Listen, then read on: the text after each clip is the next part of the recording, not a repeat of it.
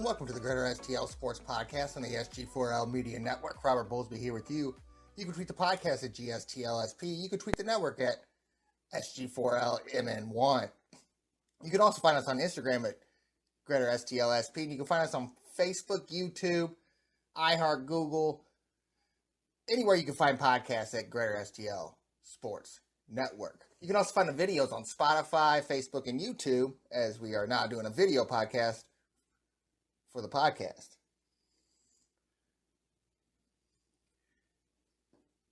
And I've been trying to do a little bit more at this podcast. I've been trying to put up little clips here and there on Instagram, just trying to spread it around a little bit. I've done some of the clips on Facebook, I think. I can't really remember. But, just trying to do more with this podcast. I actually like doing the podcast because it actually gets me to watch a lot more sports. Which is crazy because I watch a huge amount of sports anyways. But, it gets me a little more to ESPN.com and a little more just random websites. This crazy website. FoxSports.com, which I probably never ever go. And it's probably one of the worst set up sites of all time. And I think they're trying to change it up, trying to be something different than what ESPN is. And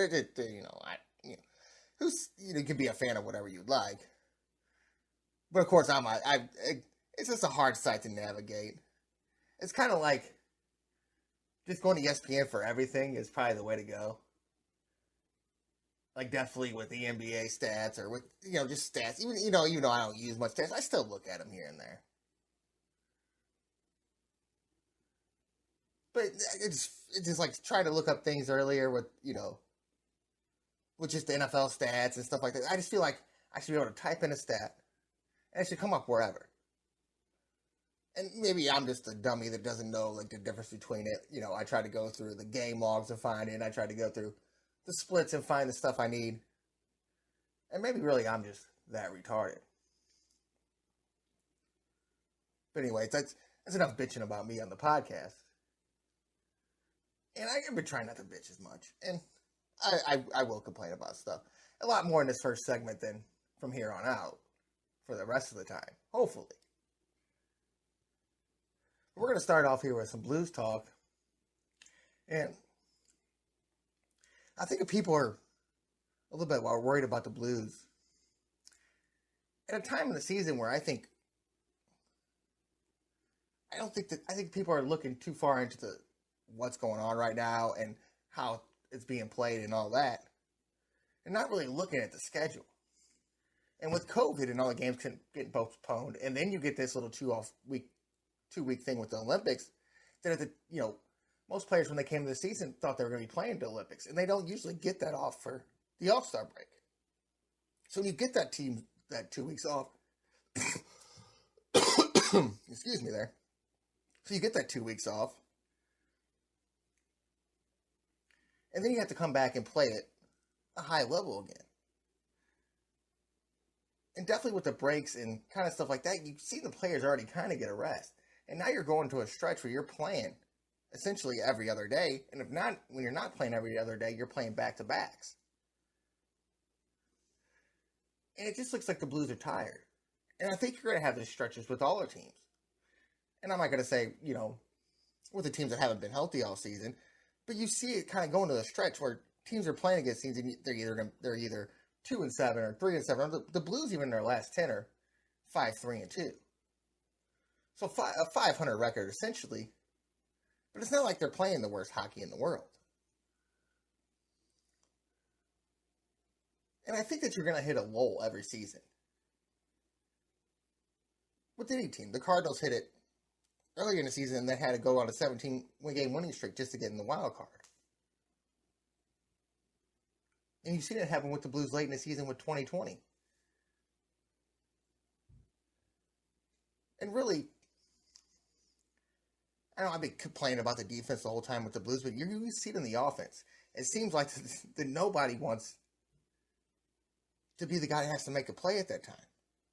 Either they're not confident they can make that play because they're tired, or they still want to be the guy to mess that up. I think Thomas passes the most in situations where you just think he should shoot the puck.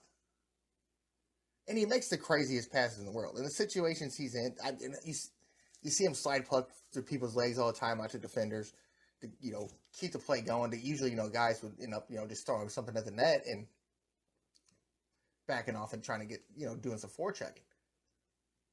And I think that's how you can tell that the Blues are tired at this point, because, some of the do that. It seems like it's going back into the Ken Hitchcock days when I complained a lot about the Blues.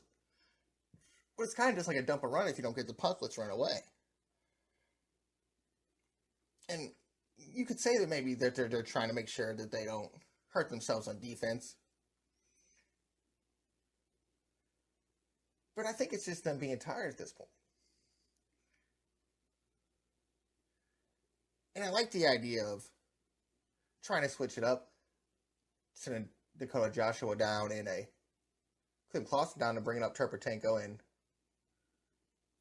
Mackenzie McCarron, who I've liked the whole time. I was wondering why he was on the roster. I think I said this on my first podcast, and it was because of money. So I think it was a perfect time for Sundqvist to go down. You get a guy that plays every shift, that needs a break, that wasn't going to be 100% all season either way.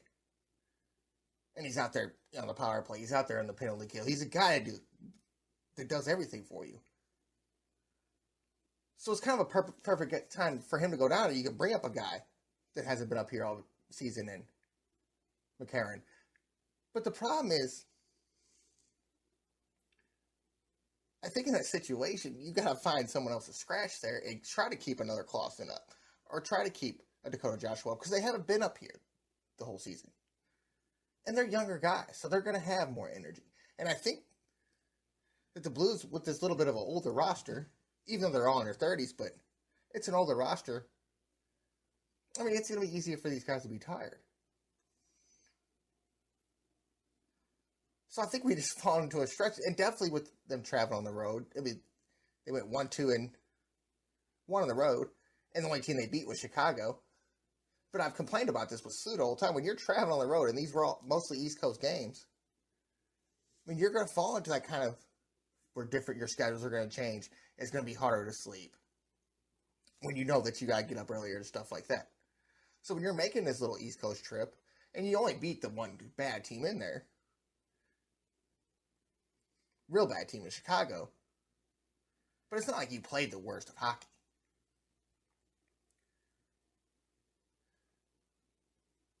But I think when you stop forechecking and you kind of fall into defensive lulls, that you're into a defensive stretch where you're trying to play more defense than you play offense, that hurts you either way, because there's going to be somebody, when they're punks in your defensive zone, there's going to be so many people going after you, you're going to leave somebody open. And that's what's going to happen for the Blues. They're trying so hard to keep the pucks out of the net that they're letting pucks in the net. And that sounds odd. That sounds weird to say. But you got so many people following the puck, keeping their eyes on the puck, and not really following where everybody else is going, that you're getting these wide open shots.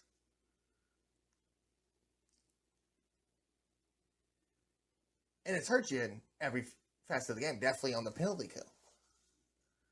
I mean, it just seems like the Blues penalty kill gets worse and worse and worse. And Sundqvist being out there may be the key to that. The Blues in their post-game media said that they were playing cute hockey, which basically is saying that they're trying to make the extra pass.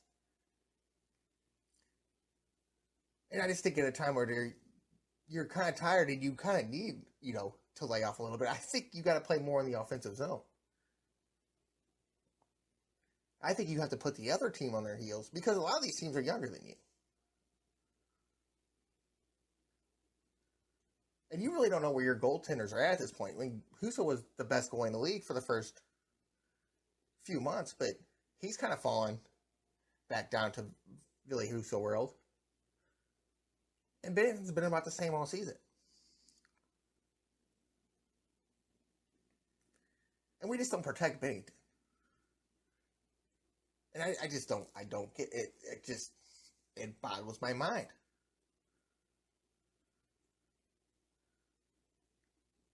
And I feel like every time I hype somebody up on this team, they just suck for the next week.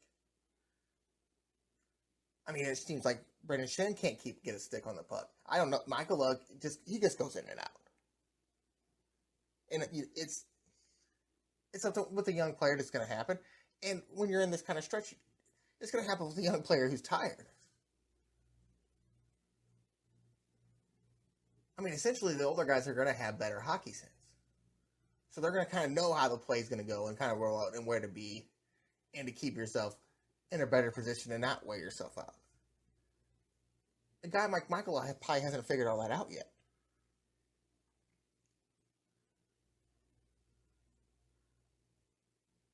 And I think with having a guy that you know is coming back in Scandella, that could help your defense a little bit, where you could have a guy like Wallman stay up here and maybe scratch a guy like a Michaela, or even give a Falk or a Krug a break. A Bertuzzo here and there, which seems like he's played the most hockey in his Blues life of all time.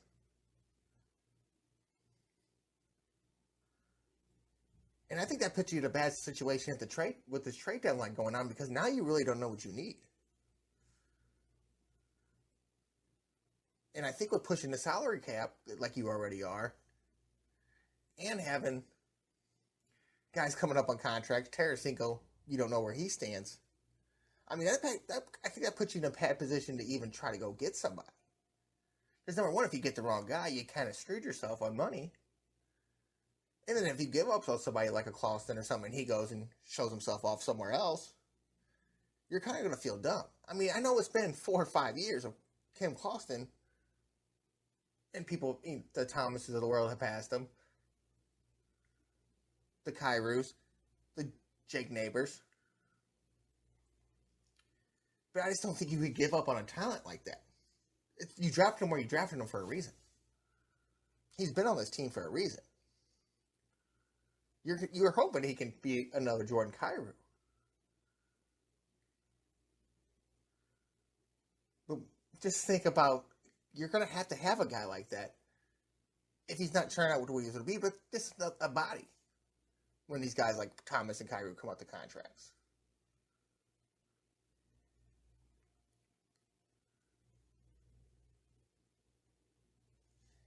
But the problem is, you're at a point in the season where teams are pushing up on you from this playoff race.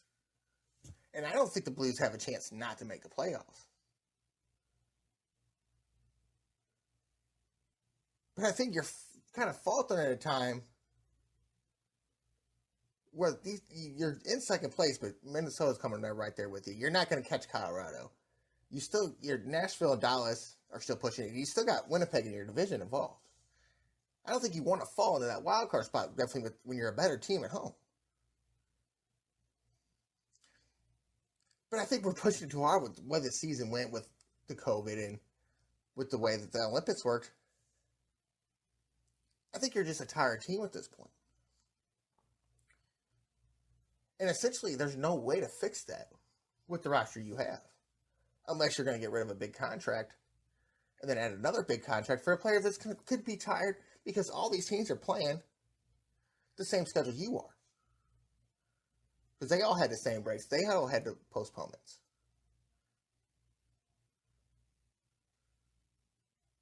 So I think the only way that you're going to do this is try to find a way to switch guys in and out, get some healthy scratches going, try to take some time with some players, give them a couple of days off here and there, and that's going to be the best way to work it.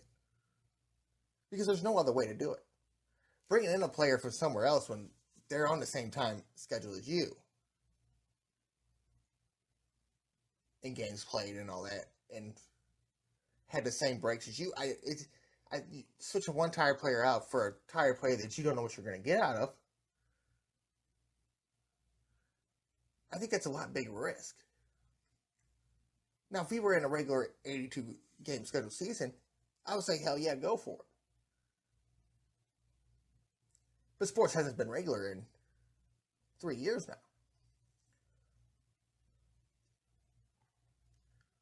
So I think some people are just putting too much emphasis on what's happening now and what could happen later, because sooner or later some of these other teams are going to get just as tired. And then you're going to be rolling all over them. I mean, some teams just, at this point, definitely the younger teams are just going to be better than you. And I don't know if that's that big of a deal at this point. I think you just, as a coach, as Craig Berube, you have to find a way to get some of these players rest. Definitely your defensive players, because they're the players that play the most minutes. And I think when you, hopefully a guy like Scandella comes back soon, but I think you're going to have to look for other ways.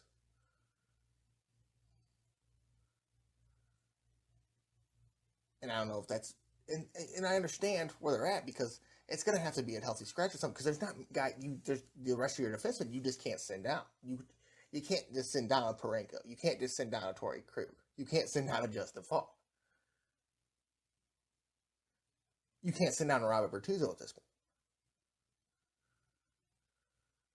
But the next best way is to find somebody to replace them.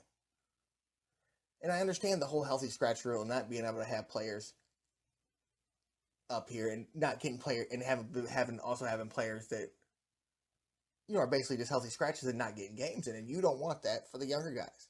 And it's totally understandable. But I think you're past that point. So definitely when you got a team with two decent goaltenders, even though they're playing horrible at this point right now. They're not playing their worst hockey, but they're not playing the best hockey either. But when you have the situation that you're in with the goaltending, where you know what your two goaltenders can be, or at least what Ville Husso has been this season and what you've seen from 2019 and the beginning of 2020 from Jordan Binnington. I mean, I think that you're in the best situation of any of the teams out there. Because one of these guys could catch a spark again, and it could be a whole new season.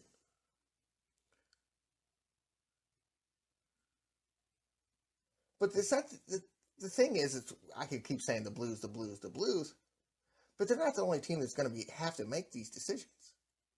I mean, essentially every single team out there is going to have to make these decisions. It's not like the Blues are the only team with a bunch of players that played 80. They're going to play 82. They're going to play. I said no players going to hit 82, but they played and had this, same misfortunes that the Blues have. So I think it's just jumping the gun a little too much to be in desperation mode. Definitely when you're in second place in your division. I think with the things that are going on in St. Louis, with all the things that went on with the Rams and everything, that the Blues and the Cardinals had just become desperation mode. And now you're in desperation mode that you're not going to get this key the Cardinals play all season. So now you kind of put your focus on the Blues. And now you're like, oh my God, look what's happening. We have to do something. We have to go get somebody. We have to be good. We're not going to have baseball, I think that's, and that social media doesn't help none of that, but I think that's what fuels a lot of it. You can go throw that on, anybody can throw that on social media, then you see it and you're like, oh no, now I feel that way. I think when you're second in your division,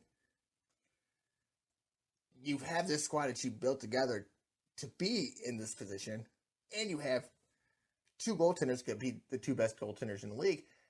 I think you need to slow it down a little bit.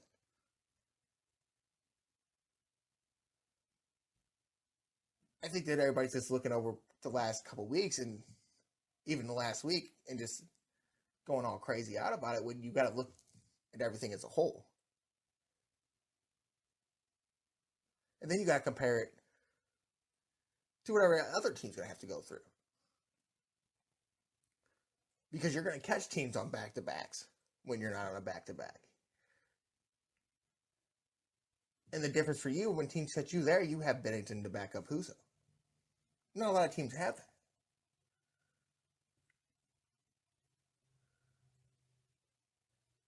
So I think that messing something up, messing what you have, if it had going, it's been working for you. I think messing up chemistry is one of the worst things to do at this point.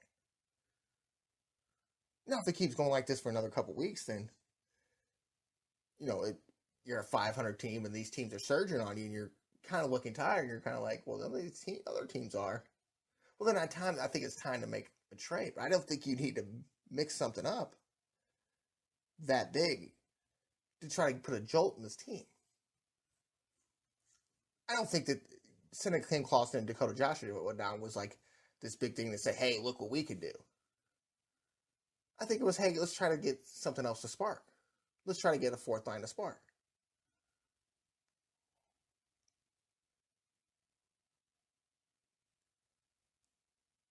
Because who else are you going to send down?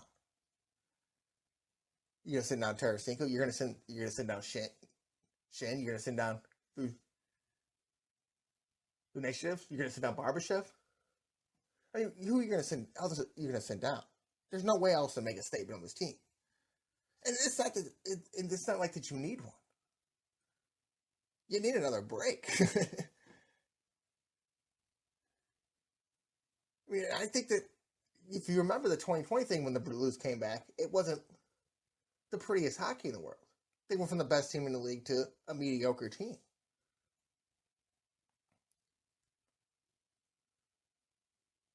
So maybe that's the same thing that happened when you get that 2-week break and you're usually playing hockey that whole time.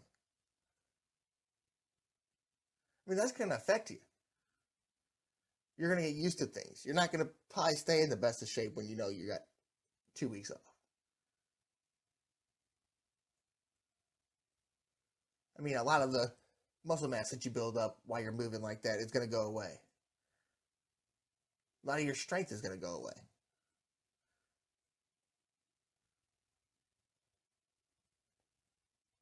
And I understood it because of how they felt and with everything going on with the COVID and how the restrictions are going to be. I understood how everybody felt in that situation.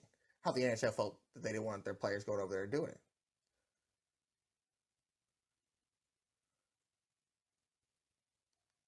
But I just don't think that. I think that we just put so much emphasis that I think people just skipped over that and just automatically go look and see that, oh, they're losing this game, or they're not playing this good this game, or oh no, Husso and Banton are not Husso and Banton anymore. I just feel like that everybody's just missing the point that there's still things going on. There's still a lot that went on.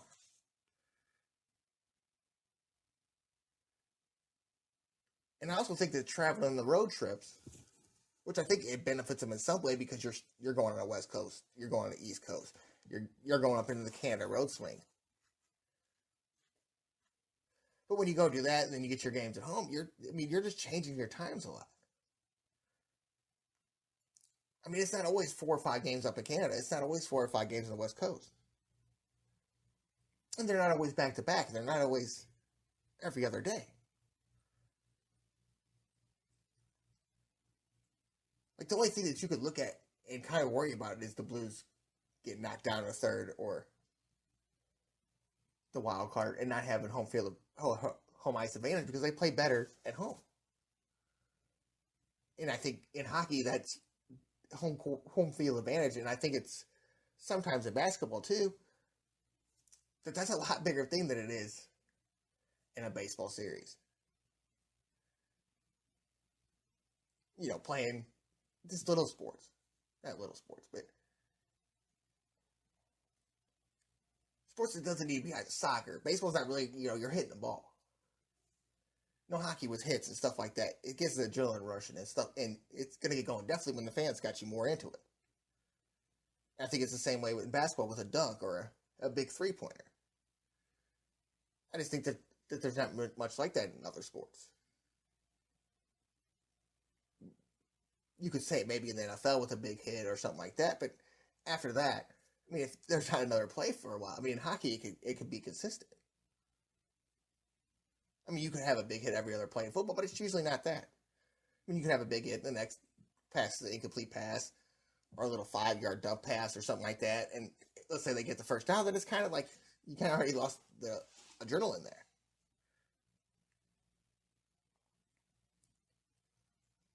So I think that's the only thing that you could look at is that maybe the Blues falling in that third spot. But I think hockey's such a crapshoot because so many teams are in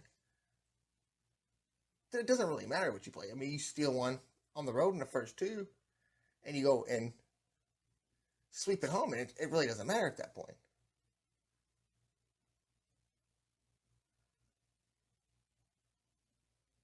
So it might be a bad time to do it because it's so late in the season and it's in everybody's mind that the trade deadline's around. So we need to make a deal. We need to do something to help better this team. And I just think that every team's going to go through this, definitely down the stretch. And at this point, if I were the Blues, I would hope that somebody else makes a bad decision before I do. Because I got a team that was playing well and had the best goalie in the league. And who says that can't happen again? I mean, you're not going to catch first place, so I don't think that you go for first place at this point. I think you hope you stay where you are and make minor changes here or there and just try to figure out how to get these players back to where they were. And I'm sure there's less practice in, and I'm sure that they find other ways to do that. But I think you have enough down in San Antonio to actually make an effort more than other teams can. And that's just because I know what the Blues have, and I don't know what these other teams have, and maybe the other teams can do that, but I know that the Blues can do that. And I don't know how all that works. But you've heard of healthy scratches before. I mean, Logan Brown's just sitting up there. Been sitting up there for a few games.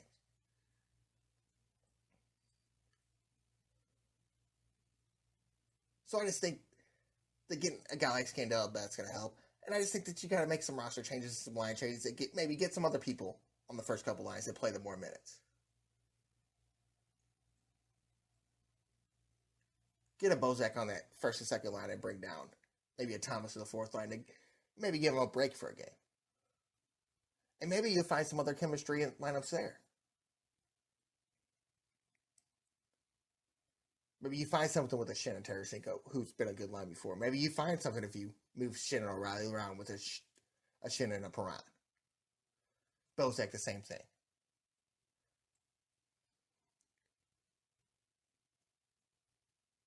So I think there's just so many ways to do this that doesn't cost the Blues any money. That doesn't hurt the Blues in a financial way that they don't have the stability to maybe in a couple years get the contracts that Kyrou and Thomas are going to need. Or maybe if you get a chance to keep a Tarasenko.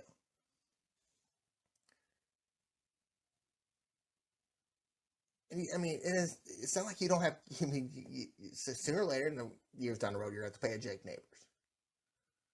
Sooner or later, you're going to have to make a decision on Clauston. Sooner or later, you're going to have to make a decision on guys like a Turbotinko and a Scott Perunovich. So I think that the Blues don't need to make the wrong move at this time because you don't want to set up your future for failure. And I know I've complained that this is with the way how much older the players are getting on the Blues and how much younger the league's going, that they have a kind of a small window. But it's still a window. It's not the smallest window in the world. It's not like everybody else in this team's 38. They're in their lower 30s. With the league getting younger and the league getting faster and the money going crazy like it is and people wanting to keep their younger players and signing players to contracts when they're younger to keep them on their team, I think that it kind of pushes some of these older guys out. And if you're in the Blues, and at the Blues at this point, you're kind of like, well, if we finance somebody from 5 years now and we get stuck with this contract when we already got a Krug locked up and a Falk locked up and a Parenko locked up, where does that put us with the players that we're going to need when we're going to need a Kyrou, a Robert Thomas? Money for them type of players. A Jake Neighbors. So it's just crazy that people just think that one bad week should just discourage everything and not look at the whole situation. Because it was like 39 days. It's going to be like 39 games or 39 games in 70-some days. I mean, that's not a stretch that any team's used to. I mean, the only sport that's essentially like that is baseball. And to me, the 162 is a crazy number. I mean, just to think that these other leagues go about 6 months, with 82 games, and they go about 6 months and 162. I mean, I know that it's not the consistent running and all that basketball and hockey is. But still, that's got to bring a pretty good toll on your body. And you see a lot more players, more now. But you see a lot more older players in these leagues. And it's different with the rosters. The 25-man rosters is bigger, but not much bigger than hockey. A lot bigger than basketball. But to even look at it, a football team has to fill 53.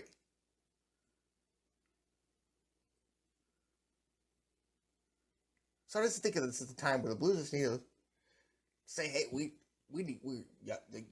guys are gonna have to step up. You younger guys are gonna have to be the guys. We need you for a couple weeks.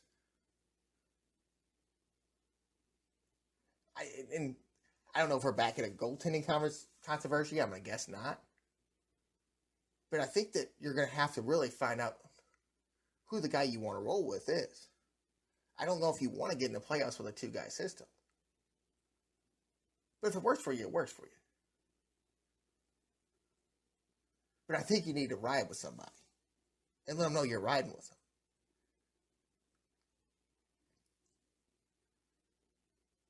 And if it's going to be a bench, then you're just going to have to build his confidence back up. You're going to have to get him in more games. If you think that's going to be your guy, that's the guy that got the contract, and I don't know how you're going to, with all this, and get another guy to help with the roster and sign Ridley. I think at some point you're going to have to look at one of these goaltenders and just have to build their confidence up and say, hey, this is it. This is the time. This is the time to take this over. This is where we need you. And I'm not saying down the stretch with all these games that are coming up back-to-backs and games the other day that we need to go strictly to one goalie. Not saying that at all. I'm just saying you have to let something. You have to start making this team go look what it's going to look like in the playoffs. And I think Craig Berube has done a great job at doing that all season. I think he was switching lines up. He has tried to get guys in and out, but when you got guys hot, you can't really throw a Kyrou down on the fourth line. You really can't throw Robert Thomas down on the fourth line all the time. So I understand it. I understand, where he's hitting his rock in a hard place. But I think when you look at games, definitely the one against the Senators, that the Blues are just a tired team right now. And you see, if you look around the league, you see how high the score is going. You're seeing these 6-3 games. You're seeing, the 5-4 games.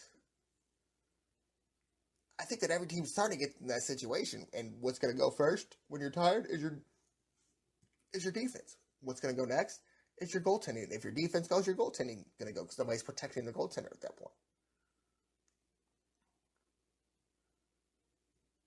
So I'm not really on this little crazy train that everybody wants to be on about the Blues. I think with the position that they put themselves in, I don't think there's really much to complain about the Blues. I think they put themselves in the best possible situation that they could have. Definitely when you got the team when you got a division that basically every team except for 3 are in the running for a playoff spot. You could say Winnipeg might be a little far back. But Anaheim's in there. And of course, I already mentioned Dallas, Nashville earlier.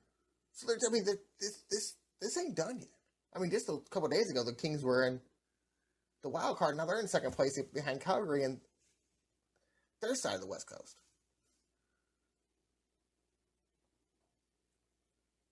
So I just think there was so many teams in it, and things like that. You're gonna have to find a way because you're gonna have to do it against the bad teams. You're gonna really have to hope to lose against the bad teams and beat the good teams, and just hope the other teams don't win on that side. I think that's gonna get to a point where you're gonna see a lot of these teams that are playing good right now falter, and the other teams are gonna pop back up. You're gonna see a lot of 5-5 records, a lot of 4-6s, a lot of 6-4s in the last 10. And I think you could see a lot of teams that you're going to look at the Senators and wow, they actually got a little bit of a squad. They look a lot better than they have. I think you're going to look at a team like the Blackhawks and go, well, they do have Kane and they do have Tays. I mean, I think that's what it is. I think and they do have Andrew Fleury. I think that's just how it's going to look right now with all the games we play and these teams just running out of it. I mean, I think the playoffs is going to be a lot of 5-4 games. I think you're going to see a lot of backup goalies come in and try to finish out games and try to keep their teams in games. I think you're going to see a lot more of that this year. And maybe you won't see the backup goalies because maybe the coaches know. They're like, hey, man, these guys are tired. Like, this is what's going to happen. But what a perfect thing to have if you're the Blues, if you have Husso in there and he has a 7-4 game, and the next day you're like, we're going to put our 2019 winning goalie in there. I mean, what a problem to have.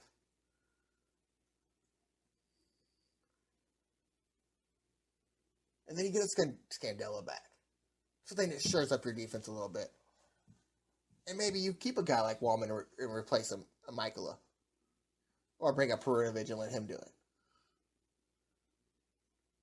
Maybe you find your right pairing with that fourth line, with whether it's a Dakota Joshua and Kim Clauston, Bozak thing, or it's Bozak and two other guys. Or maybe Clauston works in there and he's with Mackenzie McCarron. Or it's the same thing for Joshua. Or even a guy like Jordan Walker. But I don't think that you're at a point where you're like, well, we need something. We need another player. Because at this point, when you get somebody, where are you going to put him in the fourth line? You can't get a top 6 player and say, hey, we're going to throw you in the fourth line. It's just not going to work. It's not going to work for chemistry. It's not going to work for that player. Even if it looks on paper that it makes your team better. I mean, does it really? And who on your team are you going to say? I mean, are you going to look at a Barbashev and say, you got to go to the fourth line? Or are you going to look at a Shannon and say, you got to go, hey, you're going to play winger on the fourth line? And with the guy, I understand how nice the guys in hockey are and all that, blah, blah. We can say that, every day of the week and, But, you got to have some confidence. You've already had to do this with some guys. Like, you think Bozak really thinks he's a fourth line player? I don't think he's a fourth line player. But certain guys accept it and certain guys don't. Bozak's accepted it.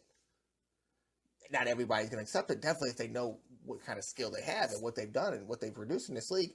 And so you're going to put yourself in a financial point to where you've got a guy that doesn't want to be here, doesn't want to be put in the position he's in, and you done paid all this money for it, whether you only had to pay a certain amount of his contract or what. And I don't think a lot of teams are going to be over the years saying, definitely with how different the salary cap works in hockey, that a lot of teams are going to be saying that, they might pay it the rest of this year and get some draft picks out of it and stuff, but they're not going to be like in 2025 or 2023 and be like, oh, we're going to pay $5 million to you for this guy. Because at this point, that's what you're going to need. You're going to need, if someone makes $5 million a year, you're going to need almost that whole $5 million. So I don't think ruin your future to not get something that you don't know when you're present. I think that's what the Blues have to look at. Because I think they have enough here. I think they have enough. They might be a little short on the defense, but I'm sure they'll find ways to, fix that up.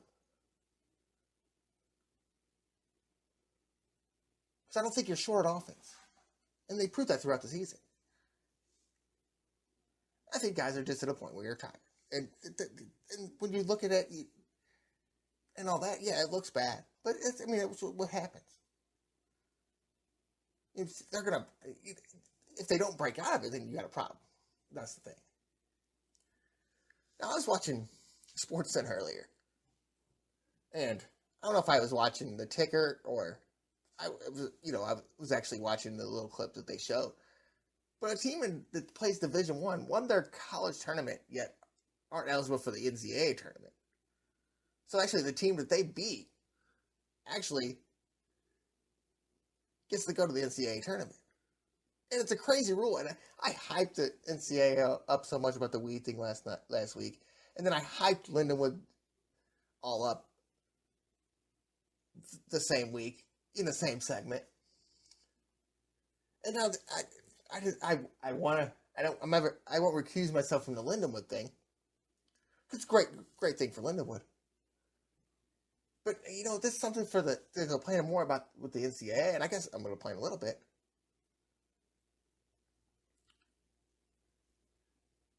But you have a team that wins their division, that wins their conference, excuse me, in Bellarmine. They won the A-Sun, but they came from a Division II conference.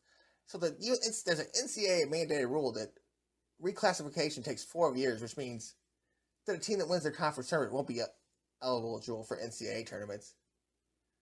Blah, blah, blah. So, and the reason for that is so because D2 teams, D3 teams can offer partial scholarships. And in NCAA, you can't do that.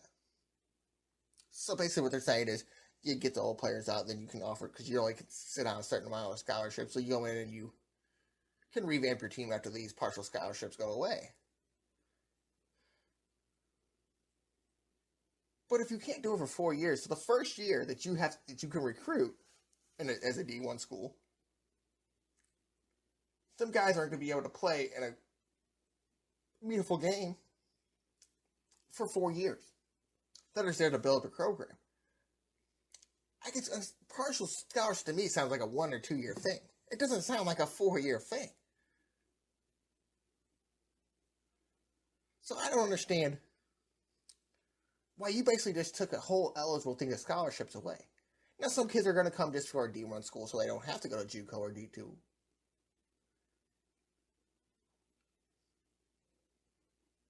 But it's also going to cost you team just in your own little conference. Why would I go to Lindenwood in the Southeast or in the Ohio Valley Conference when I can go to Southeast Missouri State and still be around home and stuff like that? Or I can go to the better team, even though it's farther away. But if I'm not going to get to play in a meaningful game while I'm at home, I might as well go try to play some meaningful games, and this is what I can get. I mean, I want to know how to sell that. I just don't understand the rule at all. I understand maybe a 1 year, 2 year thing. And I understand it's to build up the program and get them used to the rules. And I mean, blah, blah. I mean, is it really that big of a difference? Aren't you monitoring the D2 thing? So shouldn't you already be building up these schools one day to be a D1 school? Shouldn't you want that for all your schools? Don't that make you money? It makes your schools money? I mean, you're already making money because they're paying to become a D1 school. So why would you essentially just take away everything that they have? And I'm sure after this, even though it's happened before they haven't fixed, but I'm sure with the way that they're changing the rules for anything now and trying to build it up better, trying to make everything about the NCAA more profitable, just to put it on TV and stuff like that. But I mean, how many are you really? I'm sure this rule will change, but I just don't see how you even stay in this rule in the first place. And I'm gonna guess it's to already have because you're the D1 school founding members or whatever, that were already in the D1 probably said, well, let's get this $6 million, and then we can't make them no money because they're not going to make the money off the playoff games or the NCAA tournament. You still get your conference championship games, but this is going to make the schools a little bit of money, but it's not going to make the money that they're going to make in the NCAA tournament. And the problem is it's not just for the basketball, it's for all the sports. So I really think that you're just costing players and the colleges basically free advertising, free money. And now you're going to have to make a player make a decision that where he's going to have to go to school because based on, well, I'm not going to get seen here because I'm not going to be playing in the NCAA tournament, so I'm going to go to this team, that I might think is second place in the OVC and try to make them number one. And if I don't win and we're number two, I get to go anyways. I think more or less you get cost recruits. And I'm not just talking about a window. I'm talking about any school that has to make it. I'm talking about this Bellarmine school.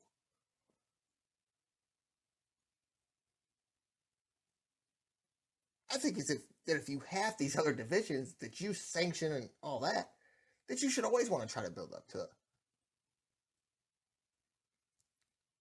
a D1 school and want that place to get exposure and stuff like that. It's just going to add more money to you. I mean, look what the MLS did. How they get their teams now. They kind of let them play in their little minor league system. I can't even remember what it's called, but the St. Louis had a team in it. St. Louis FC was in there. Different than St. Louis City SC.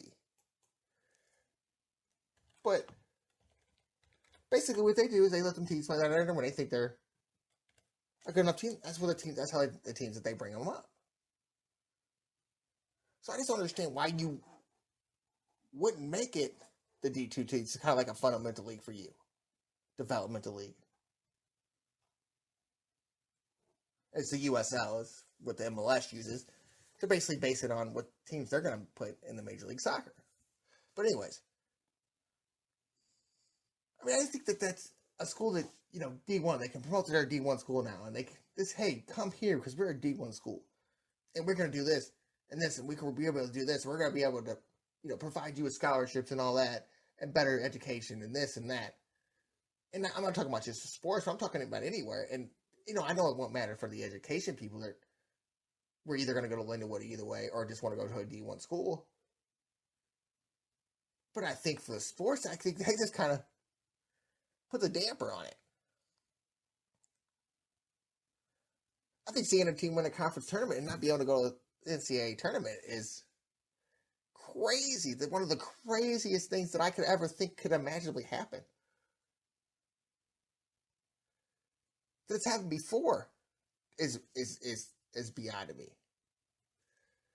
I like just seeing it when I first seen it and read it. I said that's got to be wrong, or how can that happen? I just don't think that I would, if I was in NCAA, after I did all this, I think that was another thing I would have looked at. Like, and you got to take the good with the bad. I guess essentially with that one, but I don't think that that's the smartest decision. I mean, I think when you go over these other rules, it's probably a rule you should have looked at and be like, we're probably losing something out of this. And I would think that they would be. I don't know if I was in school, and I understand that the school makes more than $6 million very easily. I'm sure $6 million is nothing to a Lindenwood University or any other university. But if I'm paying $6 million to do this, I kind of want something on my money. And to me, getting my teams in the tournament and getting my name out there to other people, to people that are watching the games and stuff like that, I think I would want that as part of my thing for paying this $5 million. I think it was $5.7 million for the Bellarmine School. I don't know exactly what it was for Lindenwood. It didn't tell me that assessment. So I'm gonna guess it's around $5 to $6 million. So essentially, if I was paying that $6 million, I would want my name to be seen everywhere. And I'm glad it can be seen for these 30 games that we're playing, on ESPN Plus and wherever the tournament games are. But I'm not playing in the biggest. I don't have a chance to play in the biggest tournament of the year, so there's no reason to even watch. To me, some people just like the sports, and I'm sure that Lindenwood being a D1 school now, that they're going to get a lot more coverage.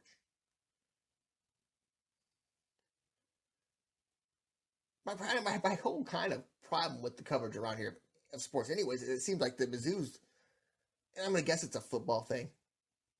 And I'm not going to say it's a football thing just starting out. I think it's been a football team for a good 10, 15 years of why Mizzou gets the most coverage. And I understand that when people want to go to school and, usually the journalists that are in the radio people and all that, they are from St. Louis. That's where they went. They went to Mizzou because they have the best journalism school and blah, blah, blah.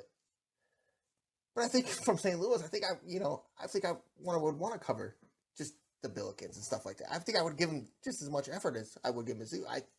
I guess it's easier to cover Mizzou because they are a football team and they are in the SEC. So there's definitely a lot more coverage of Mizzou. But it's not like the SLU is like not right down the street. Like you can't figure it out. I mean, that's what is great about the internet is anything that I can't figure out, I can just look it up. So I'm hoping with the Lindenwood thing that it kind of helps SLU get a little more coverage because people are going to want to cover the Lindenwood thing because they're a D1 school. And Lindenwood has football. So that might get them a little more prestige, a little more maybe less overlooked than a SLU gets at certain times.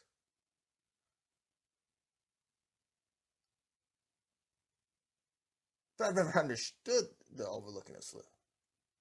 If Lindenwood doesn't get covered for the next 4 years, I will understand that overlooked because of this NCAA rule. I've never understood the overlook of SLU in any way. And maybe because this Mizzou has been the better team, and it's made more. And you can use all these excuses or not. But then the same people that say all that are the people that say, "Oh, I watched the Rams when they were crappy," or "I watched the Rams when they didn't make the playoffs since 2004."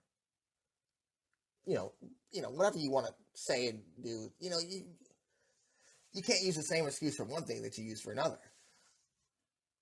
Well, I don't watch SLU because they're not as good as Mizzou, so I watch Mizzou.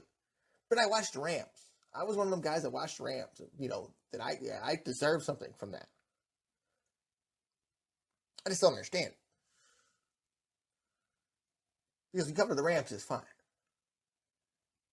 I also understand that 101 has to cover the Rams, had to cover the Rams because that's their station. So I understood that they were, that wasn't not going to happen. But Mizzou's not their station. Actually, the SLU was on 101. And I just felt like it was still never talked about. And I don't feel like it's talked about on any of the sports stations. And I think because you kind of been in a bad place in Mizzou where you're in a division that might only get 3 teams in. And SLU hasn't, you think it would be an easier division than the SEC. But SLU, Mizzou hasn't been at that point either. But, people can hype that up. People just seem to hype up the football. So it's going to make you talk more about Mizzou in general, which is understandable. But when you have a basketball team that's a lot better and all you want to hear about is how crappy Mizzou is, well, can we, let's talk about, Yuri Collins. Let's talk about Jimerson. In SLU, if they had Javiante Perkins, they wouldn't be in this position. And it kind of sucks where they're at in the A10 because they kind of fall into a point in that tournament where you're going to play a team now in the A10 that's kind of beating up on you all season in the St. Bonaventure if you win this first game. And then you don't get a break from there because now you're going against a Davidson.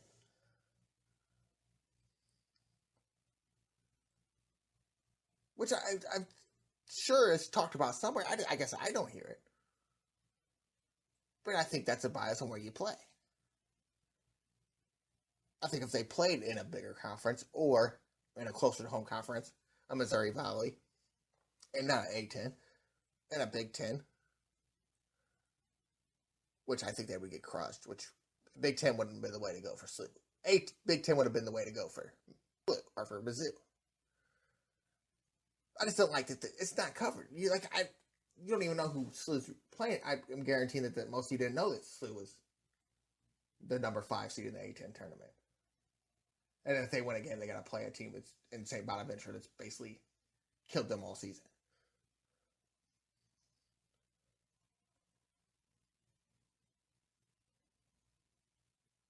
So hopefully Lindenwood doesn't get that quite the same kind of beat down. I know they're not going to get the Mizzou coverage, but maybe football helps. They don't get the overlook. Definitely with this NCAA rule that you can't play in a tournament for 4 years, so it means they're not going to be.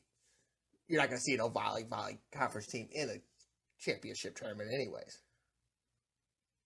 For the the title, but I guess they're not going to be able if they win the Ohio Valley in football. Do they get to go to a bowl game? I'm going to guess that's not happening. So I just think that rule just doesn't make any sense. It's kind of disappointing in a way now, the little Lindenwood thing. But I mean, it's gonna be good at some point. All right, we're gonna take a break. We're gonna be right back on the GreaterStl Sports Podcast and the SG4L Media Network.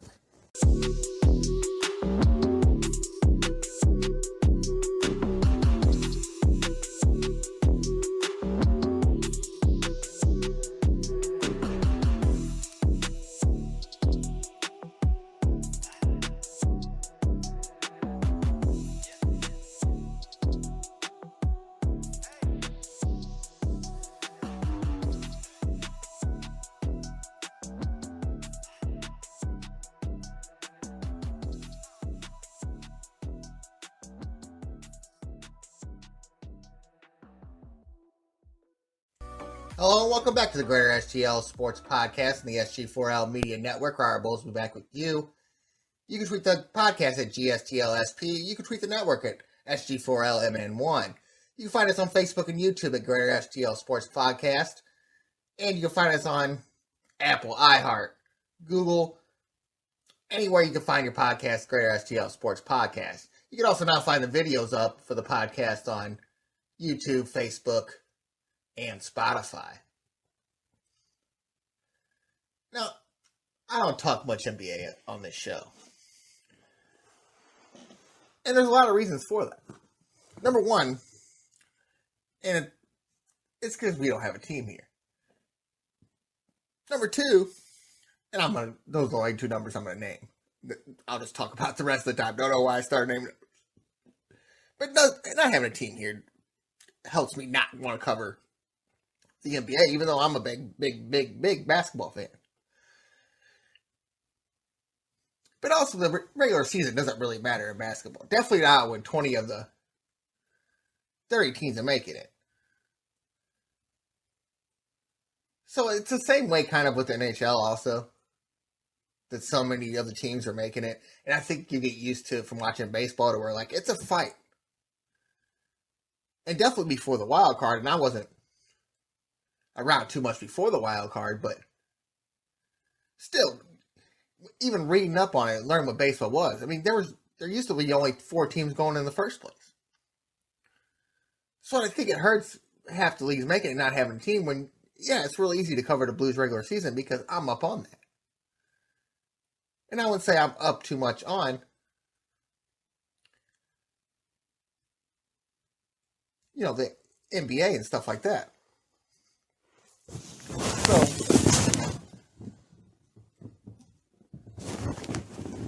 I think this is just harder to cover.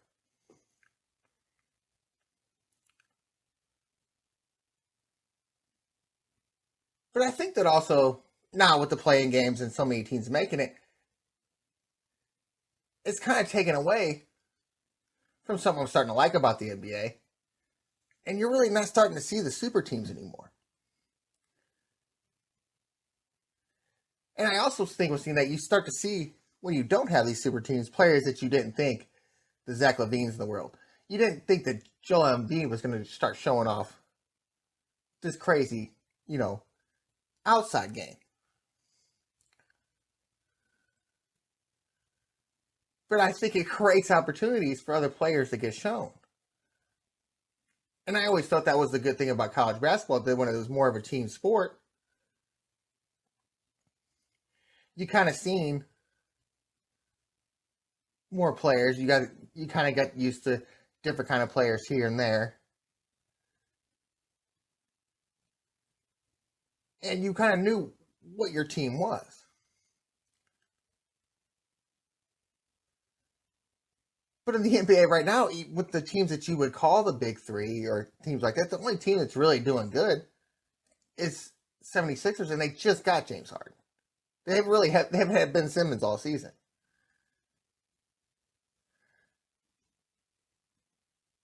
But a team like the Lakers, a team like the Nets, both in Brooklyn in 8th place actually in the East, I was going to say 9th, and the Lakers in 9th.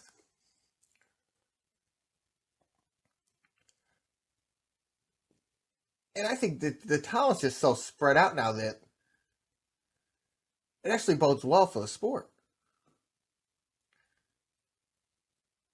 And I should have been covering it more anyways when you got guys out here, with two of the top players in the NBA, and Jason Tatum and Bradley Beal coming from St. Louis. And it's funny to look at the rosters I actually liked at the beginning of the season, even though, like, if you look at Indiana, they don't have a Chris LeVert no more. He's in Cleveland. But like Indiana, they're 22-45, and then another team I liked at the beginning of the season, Portland 25-39, San Antonio 25-40. So that's just me, is always just trying to think. Washington 29-34. And that shows you how much I don't keep up of how teams are doing. I thought Toronto was one of the worst teams in the league. They're seventh in the league in that little play-in game. As of right now, they'll be playing actually a team in the Atlanta Hawks, which is crazy. Crazy to think about. A team with Trae Young and John Collins can be the 10th best team in the Eastern Conference.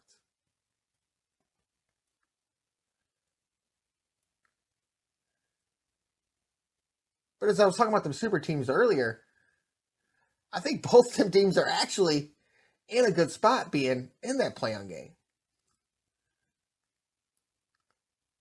I think right now, actually, Brooklyn, if I were them, I wouldn't try to mess around too much, but I would try to get in that 9th or 10th spot, because then you're going to have Kyrie because you're playing on the road.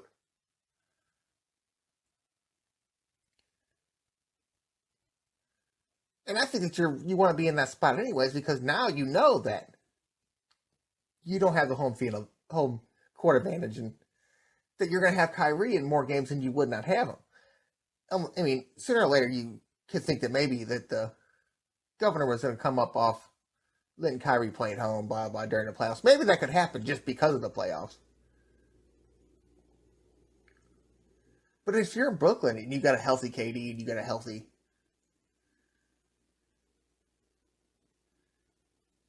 Kyrie Irving, and you're giving him more chances to play, definitely when he's only played in 18 games this season, he's rested up, I think you give yourself a better shot at being a road team than you do at being the home team. Now, I'm not going to say the same thing for the Lakers because they would have to play Phoenix or Memphis, which would be something. And Golden State's right there, so you could catch them too.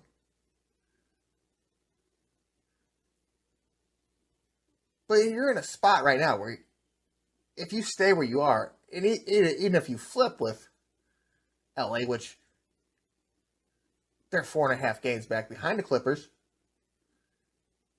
then essentially you could just play LeBron and AD when you wanted to, and essentially just play the Clippers and be on your home floor in a play-in game and rest your two best players. And that's only, and I think that's what also makes it fun about the play-in game, because you're going to see a lot of teams maybe trying to rest players at certain times. So you're going to see probably a little more of the faker injuries, little stuff like that, little of the pulled hamstring and stuff. I see maybe some of these guys get like little 10-day contracts, and you get exposed to more players.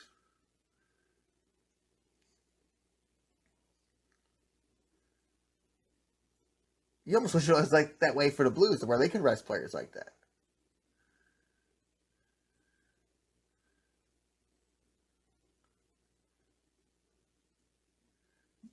But it's crazy to even think that the Lakers or the Nets are in those positions.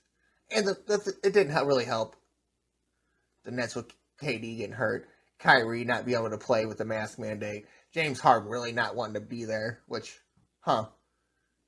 funny. He didn't do the same thing in Houston, did he? But it's almost smart positions for them.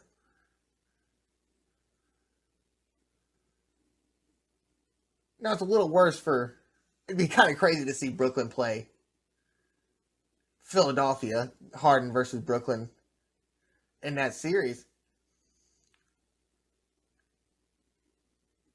But both these leagues are stacked, and it's crazy even think that like without these big teams that teams like this could be stacked. I mean, and it's just more exposure to the league and not having the big teams, so you have to play your younger stars and actually have to draft and do stuff like that, which I think is different than what it has been lately. I mean, you think about Tyler Hero and Bama J.O. mixed with the Jamie Butler in Miami. Philadelphia in second place without having Ben Simmons all season and now getting a Harden. You know what Milwaukee can do with Giannis and Chris Middleton and that little squad they got going. You think with the Bulls with DeRozan, LaMelo, or Lonzo, and Zach LaVine. And it doesn't get hard with Boston and Cleveland. Same thing with Phoenix and Chris Paul and Devin Booker. Memphis with Jay Morant. Golden State, of course, Klay Thompson now healthy. Utah. Dallas and Denver with Luka and Jokic, respectively. I mean, you just got talent spread out everywhere. And like the series that I'm really hoping happens is a Maverick and Denver series. It doesn't look like it's going to happen in that situation. In a situation right now, they'd be playing Golden State. It doesn't look like Dallas is going to be able to catch Golden State or Memphis. But that'd be a cool series to see the two MVP candidates going at it. You know, if LeBron gets stuck playing against a John Morant or even a Devin Booker. Like, it kind of changes the scope of things to where now you know that it's not going to be in Miami like it used to be. It's not going to be just in LA like it used to be. It's not going to be a Golden State with a Durant. Just think what you thought the Nets were going to be. And they're not that. I mean, Toronto can't keep anybody. They can't keep Kyle Lowry. They couldn't keep DeMar DeRozan. They couldn't keep Kyrie Leonard. And look what they've done.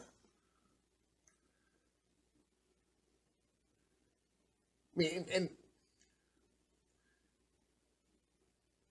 this is the best time to be. And I think that it kind of makes it easy jump for me to go from not having any baseball around, even though it's spring training, I probably would be watching anyways. I'd probably be a little bit more invested in the Blues, but now that I don't have to be so much invested in that, then I can go and watch the NBA.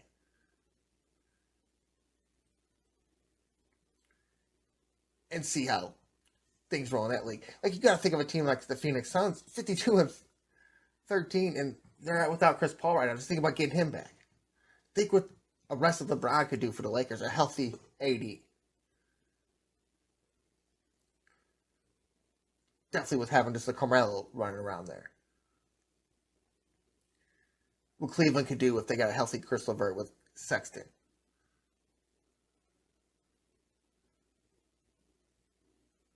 My kind of sleeper squad in this whole thing, if they all stay healthy, if Ingram gets healthy, is the Pelicans with Ingram and McCollum.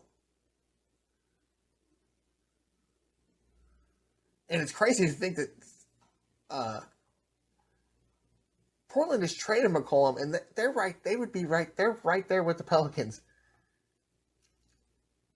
in that playing game. And I didn't even, like, I was thinking, when I looked at it, it's hard to think about that they could be with their 26 game back at first, and maybe you just think at that point that, yeah, I'm so far back that this ain't happening this year. But then you see a team like the Pelicans go for it. And it's almost what you would feel like last year if the Cardinals would have made, like, moves. They just kind of made a couple moves to shore up some things that maybe they didn't work out, and it worked out. And you didn't see a guy Eagles leave to where it maybe bodes well for you this year, and you might put Reyes in a position to where he starts and going into baseball in that one. But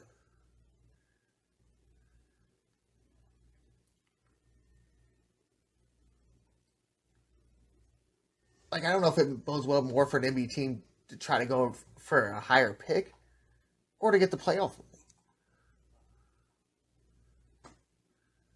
And obviously, if you're a team like New Orleans and you think that you could have a guy like Williamson coming back, and you got Ingram now, and now you got a healthy Ingram, and then you got a CJ McCollum now, like maybe you think you could make a run against a team.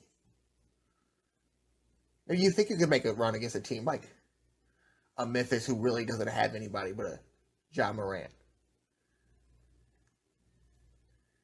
Maybe you hope a Klay Thompson gets injured or Chris Paul doesn't come back healthy. Maybe you can make that kind of run.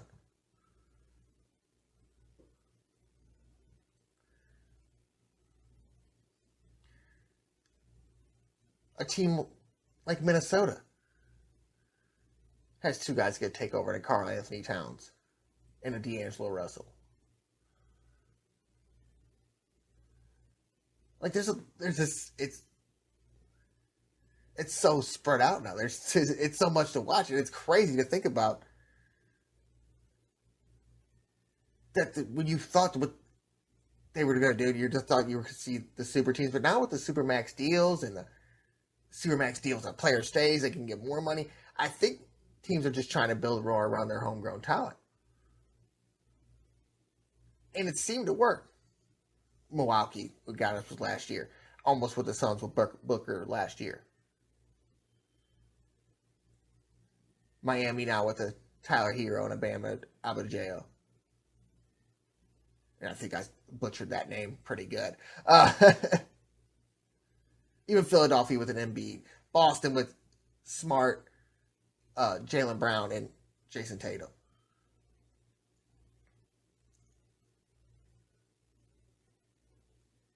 And I think that it hurts the league a little bit because what you get used to and stuff like that in an NBA, it's more of an individual sport. Like you more can invest yourself in individual players.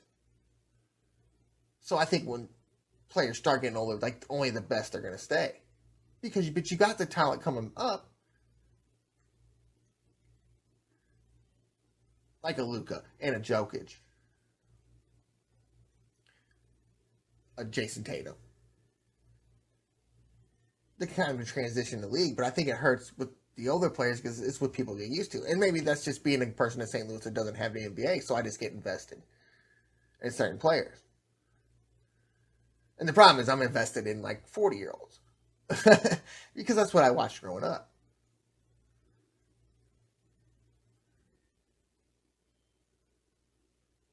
But like if you see it, like it's this kind of thing. Like there's a lot of teams that could be sneaky in either way. I mean, Boston with a Jaylen Brown, a Marcus Smart, and a Jason Tatum were in fifth place.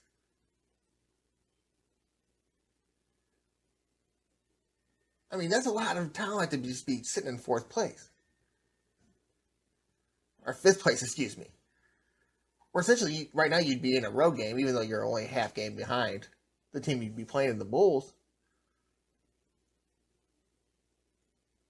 But they have just as much talent with Levine, Ball, and DeRozan. You think of the same thing with the Utah Jazz sitting in fourth place with Gobert and Donovan Mitchell and a Jordan Clarkson in there and a Bogdanovich in there. Like, they could be a real sneaky team that you, like, oh yeah, the Jazz do got a little bit of a squad.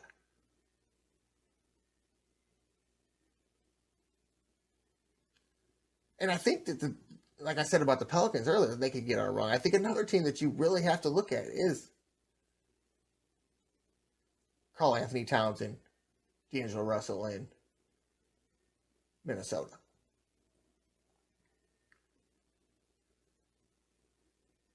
I mean, I just think it's going to be hard to just beat the teams that ran through you last year in Phoenix and Milwaukee. I mean, Giannis is that type of player that he knows that he can take over games now. He knows when he needs to take over. And that's what I'm starting, and I'm starting to like that a little bit about the NBA is that these players they take over in the first half now, and then they get build 10, 15 point leads, and then they got to kind of play it off. And I think it kind of brings more to like, wow, like think of like what that guy could do now that he's rested. What is he going to do in the playoffs when he's going to be out here playing 40 minutes?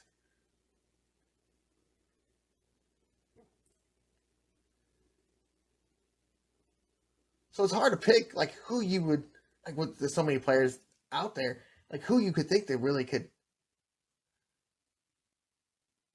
be a team just to run away with it because there's not many teams out here that have like two players anymore that can take over games. I mean, you could say a Minnesota, you could say a Lakers, you could say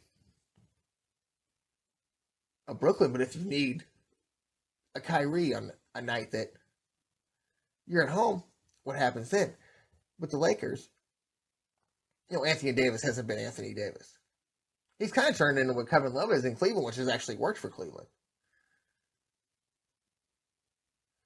I mean, just to think that was everybody's squad with AD and LeBron, and it's kind of like what? It's almost like what were people thinking? Like you knew that the Suns were going to be good. I don't think that people knew that Memphis was going to be what Memphis is. And I'm not going to say it's a fluke thing,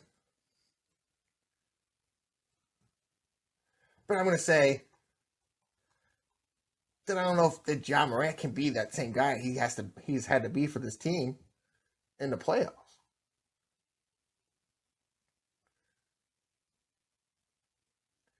And you kind of hope that they kind of stay where they are because you don't know what they could be on the road. I mean, they're a good team everywhere. 23-10 on the road, 22-12 away. But if you had to use Ja Morant the way you've had to use him all season, because he is that guy for you, then what's going to happen in the playoff when these guys have these co-players that can take over? When you get to a Jazz, when you get to a Golden State, that's the same thing that I feel the same way about Dallas with Luka. Yeah, he's an MVP candidate, but I'm not thinking that there's too many players on that team. And I like Dallas. I like the Tim Hardaway Juniors of the world. I just don't think there's another player on that team that can take over a game when Luka doesn't have a Luka night. And I think it was the same thing. And it's kind of sad that you could say that Ja Morant has kind of gone over like what you thought a Bradley Beal could do in Washington. It's basically, essentially, the same thing that happened in Washington. Even though Beal's gotten hurt now, but Beal was going to be that guy. He was going to be, but he was the only one there that was going to be able to take over a game. And once you lose that, and once you start off the season off bad, there was no coming back from that.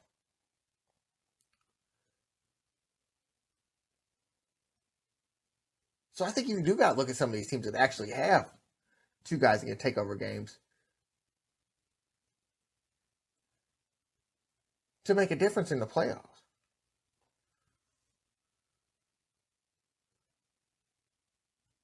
I mean, a Charlotte in the ninth place could be scary with Bridges and Lonzo on their team. And not to mention, I didn't even mention about Patrick Beverley being on Minnesota. So there's your lockdown defender with two guys that can take over games. And that's why I'm kind of thinking, that's kind of like why I kind of wanted to be my team in the West. Now, what sucks is they're so low and they're just horrible on the road.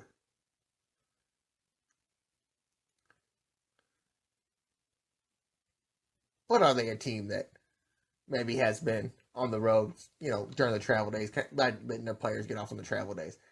I mean, that's something you could look into. Had they basically known that they're in the spot that they're in, and maybe they weren't going to catch Denver, or maybe they weren't going to catch a Dallas, and they're kind of like, hey, let's get in this play-in game, and let's go all out from here. Because it's not like you're going to be playing the best team in the world, but you are playing a good team in New Orleans. And who would have thought that in the beginning of the year, the fun game that you're going to want to watch is the Minnesota New Orleans Pelicans game? I'm not saying that there's other games to watch, but if that, that's going to be the playing game.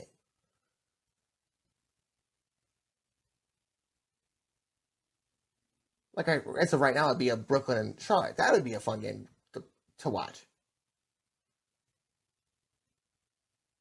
But Brooklyn at home at this point with no Kyrie. If I was Brooklyn, I'd probably just start falling back as far as I could.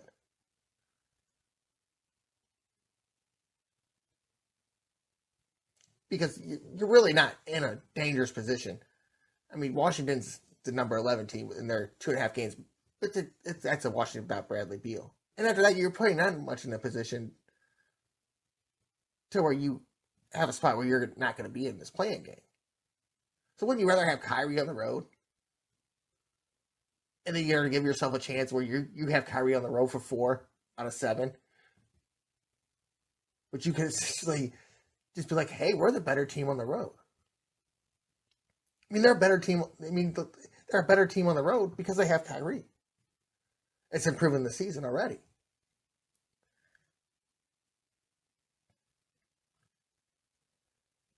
And it's easier to watch the sport. It's more spread out when you want to see all the teams play. And like I said, I'm sitting here thinking about a Minnesota and New Orleans Pelicans game.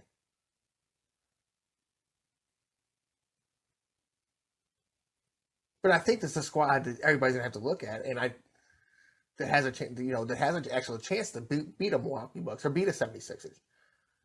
Or even the Bulls is Miami. That's a squad right there. Think of Kyle Lowry, Jimmy Butler, Hero, and Bam, Alvin J.O. I think I got it right that time.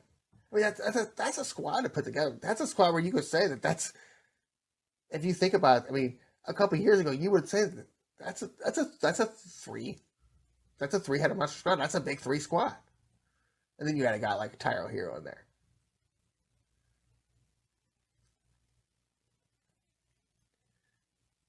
You think with how much turnover that he'd have had, you're starting to get less of what them teams used to be, the Bosh, the D Wades, even back then to D Wade's rookie season with Shaq.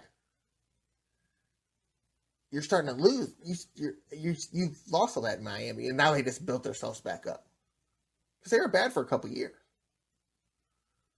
Same thing with the Chicago Bulls with DeRozan, Lonzo, and they were bad for a couple years, and now they built themselves back up, which could be another scary squad, but aren't quite in the position you want to be because you're in the 4 seed. Well, you'll get a couple home games, which is great. Usually about the top 4 are going to get the first 2 series at home, but once you get to a Philadelphia, Miami, Milwaukee thing, you're kind of in a spot to where you put yourself in a spot where you don't want to be. And I don't know if you want to be in that spot to where you get into a war, a thing where Brooklyn is the team that you're going to have to go to get there. Because you're on the road thing with Kyrie. I just think it's interesting how that all works out with the Kyrie thing. And the guy said, oh, well, we can't make any, he has to get the vaccine and blah, blah, we can't make an exception for him. But now you just learned they'll let him play just about anywhere else. So now you're going to get the Brooklyn team in the playoffs. And now you think they're going to be good in the playoffs. I kind of think that with Alvin State's let it go and everything's let down with the vaccine and stuff like that and the mask and all that, I kind of think that guy might say, yeah, go ahead, Kyrie. Why not bring more light on your city? And I'm gonna guess that New York's maybe not probably the state that needs it. But hey, why not?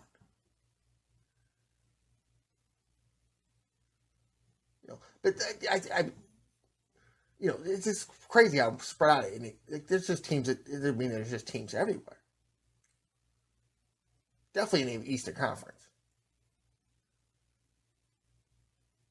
Just you could go all the way down to essentially eighth place and say that everybody has a chance. In the Western Conference, I mean, it's close to the same thing. I mean, if the Lakers get rolling, I mean, that's your team. And I mean, but the Timberwolves are down there also.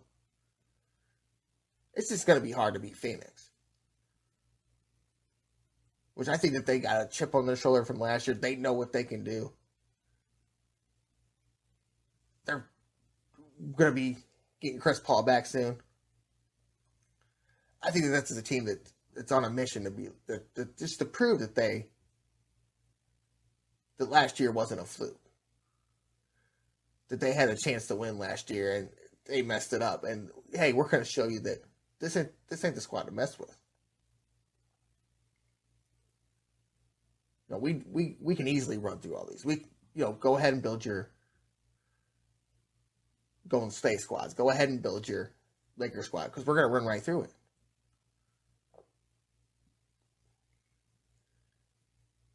And I just hope that Phoenix don't get caught up in that.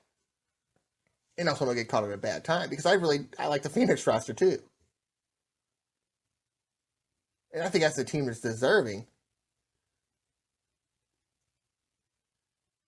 And with Chris Paul, you want Chris Paul to finally win a championship. I think that's a big thing there. Like, it's cool that LeBron's playing as good as he is in his last years. Maybe he deserves one. Clay's got his. John Morant's got a lot of years on to go. Luka and Jokic the same thing. I think it's time that Chris called all the teams that. I mean, he made the New Orleans Hornets good. I mean, look how good he made Oklahoma City when they thought Oklahoma City was going to be nothing. And now he's made the Phoenix Suns essentially the best team in the league. So I think it's just time for him to win one.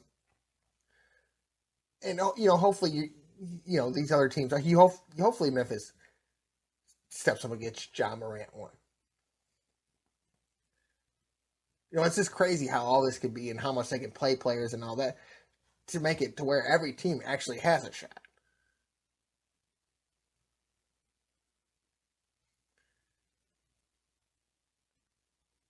I mean, they've played 66 games. I mean, San Antonio Spurs, if they could get on a run, they're only 2 games back. Think about Popovich in the playoffs with a 500 team. A way under 500 team. A team that was 27 games back. He's going to want to go out there and make a statement. That'd be kind of cool, too. I mean, that would be kind of something fun to see. I don't know how good that they are that they could actually go out there and make that statement. But definitely with the turnover they had with their 3 best players leaving. LaMarcus Aldridge when they got him and his heart scare. And then you lose a guy like a DeRozan. I mean, they've had a lot of turnover in the last 5 years. So you kind of feel bad for them. And I don't know if it was I feel like almost maybe it's like a Belichick thing where they think they can win without somebody. And I don't know if it can, the Spurs lost 3 players. You didn't just lose, the catalyst of your team. You lost the 3 catalysts of your team.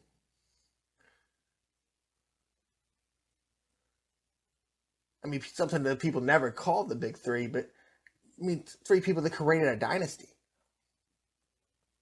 In the last 5 years, you've lost a dynasty. I don't know if Pop thought he was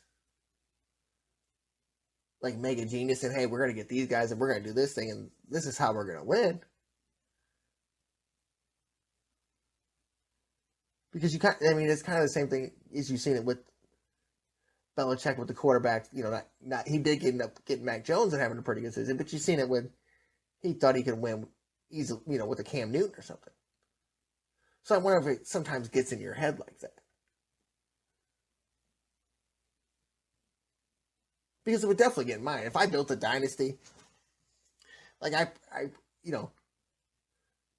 even in the video games, like if you build something like that, and then you probably get cocky and think, oh, I can do it with anything. And I try to do it like I don't really get into many other games of baseball.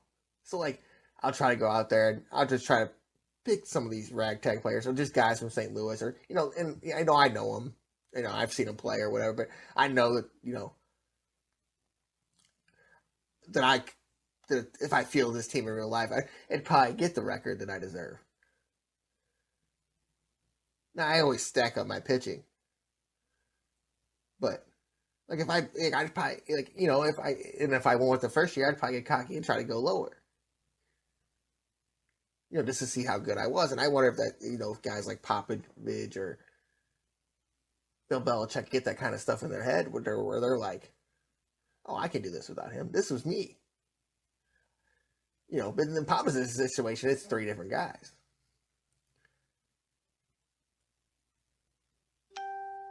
But it's kind of cool that you can see that how you're starting to build stars and you're starting to make it almost an individual sport. Because there's so many guys that you can root for now. Definitely being in a city in St. Louis to where you don't have a team. So I don't have to root for a particular, just like in NFL. Where I've said before, like I root for players now more than I root for teams. And that's always kind of been my NBA thing. And I think with you're younger, and I think, and you're never going to get an NBA team. And, I could get one when I'm 60, who knows? But I think that what's there and what's not. So, I think when you're younger, you already in that mindset. So now you're going to go to guys. And I think when I was younger and growing up, it was pretty easy who was the guy was Michael. But that's why I always say, like, I always like, the other guys, the Penny Hardaways, the Grant Hills, they always got injured. And there, the Larry Hughes was in there just because St. Louis, obviously, but liked him a lot. But it's the same way now. Like Jason Tatum, he's St. Louis, but I also like a Chris Paul. Or now, the way Ja Morant's playing is unbelievably crazy. Like probably, if I had to pick a favorite player now, if I didn't favorite player that wasn't from St. Louis, it would easily be Ja Morant. And I think in the earlier years, like a lot of people would probably go Clark Curry or Thompson or something like that. And I think in the earlier years with them kind of trying to build that roster, to the big three with getting Durant and stuff like that, even though they did win championships before that. So I should have thought about that. I kind of fell off, like, because I'm just like, I like the underdog, I guess. And I'm not saying that Jason Tatum has always been the underdog, because, Boston's always had a squad, they just haven't been in a position to win a championship yet.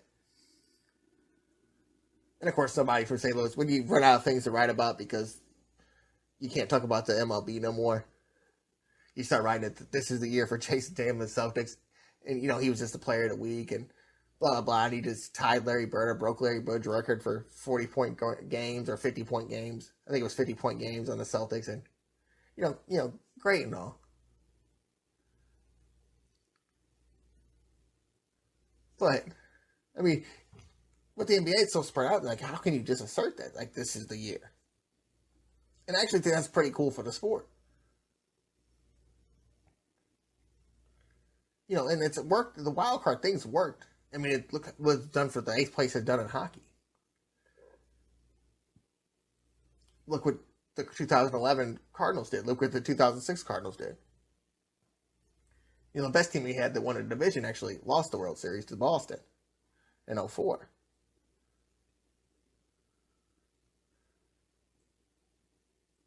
So I don't know if that matters as much as the NBA because, I think it's a game of momentum and a game of adrenaline, and the crowd can get you into it and stuff like that. And I think it's the same way with hockey. So I don't know how much the home court really matters at certain times.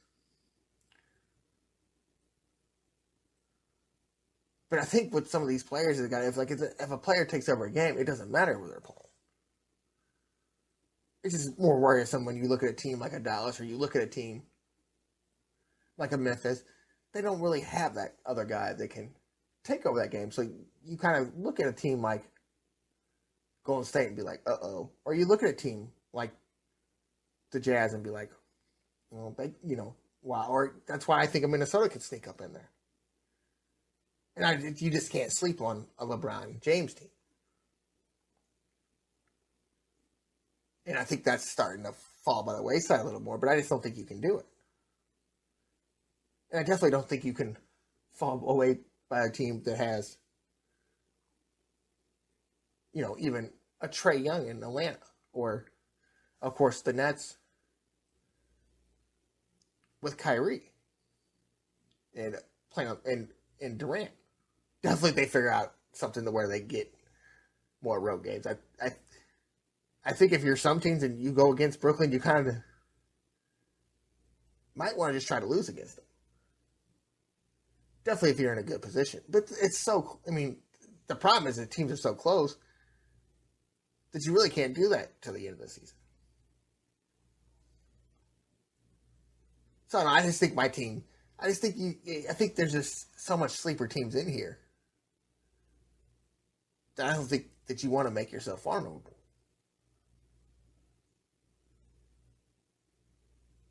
And there's no doubt that I want to see Boston win, but they got a steep hill time because they kind of put themselves in a position. Even though all the teams are right there, but if you go on a bad run, you might fall back into now you're putting yourself in a worse position by putting yourself in a sixth place position to now where you're facing a Milwaukee on the road.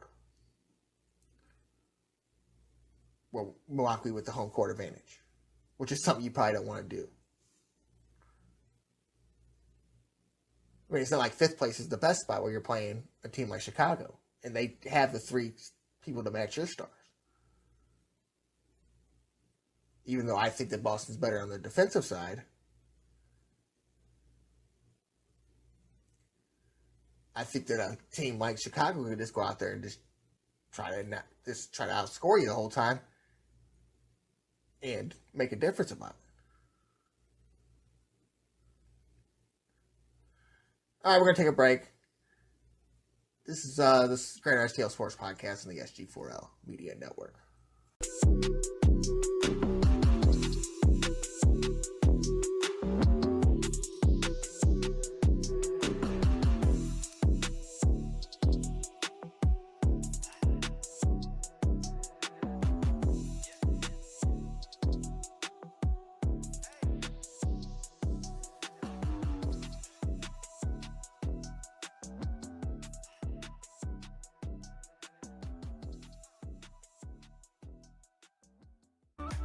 Hello and welcome back to the GreaterStl Sports Podcast on the SG4L Media Network. Ryder Bowlesby here with you.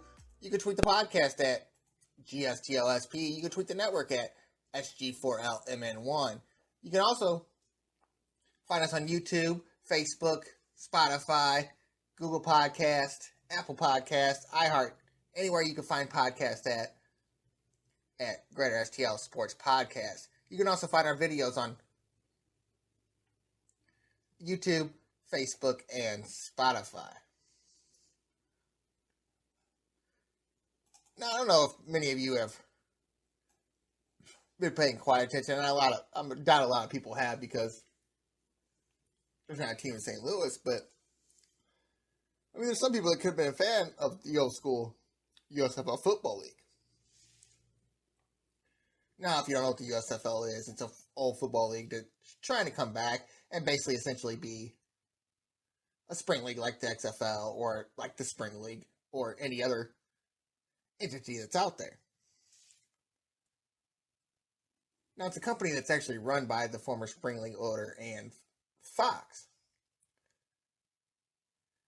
And this could bode well for the NFL because they've been sued by what is being called the real USFL LLC, which claims they have all the trademarks, team logos, own the team names, all that for the old USFL. Now, the only reason this could bode well for the XFL because this become a delayed start. And I would get all hyped up about it and be like, yeah, this is great. A league that is not promoting in St. Louis, blah, blah, blah. But you don't know what the XFL is going to do in St. Louis. But here's a little article about the lawsuit. The Real USFL, a company formed to protect the trademarks of the 80s Spring League, is seeking an injunction to stop the Fox Sports Network from using the name USFL and any other team's original name and logos. According to the lawsuit, Fox has no claim to the legacy, no right to capitalize on the goodwill of the league, the real USFL said in its complaint filed in the Los Angeles court. It boils down to this, says Pro Football Halo Larry Costa, who is acting as the internal manager of the group, bringing the lawsuit. If the USFL doesn't have any value, why does Fox want it? Now, what's funny about this is Fox is essentially on their website or how they're promoting it on whatever they're promoting on other networks and stuff like that. They were doing it during the Super Bowl and other games, playoff games for the NFL.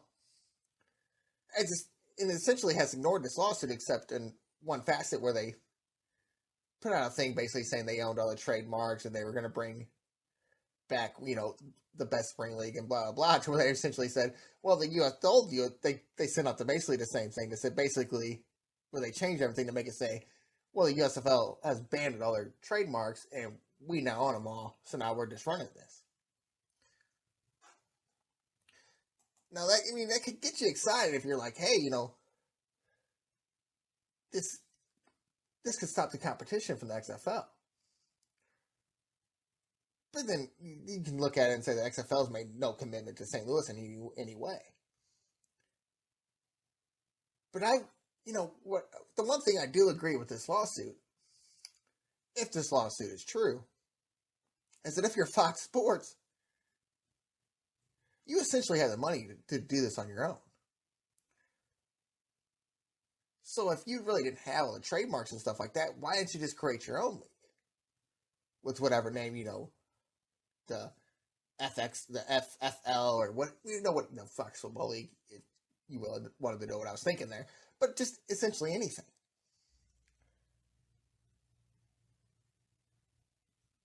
I mean, you could, if you really, I understand Fox wanted to do this on its own and not getting in business with somebody else. But you could have worked this out with the XFL or anything like that. Now you got Fox, I'm sure there was market research and everything that they did, and I'm sure that there was reasons why they didn't do it.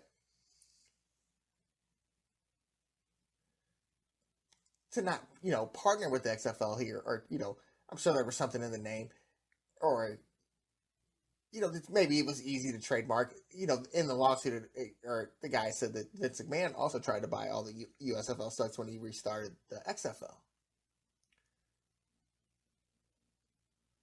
And I think definitely with the 30-30 coming out, and it kind of always being in the pop culture, and when you hear guys like Jim Kelly and Steve Young, you can always say they started off in the USFL. There's value to that name. So I can understand even the old USFL guys saying, hey, maybe we were thinking about something here, and they're trying to steal our name.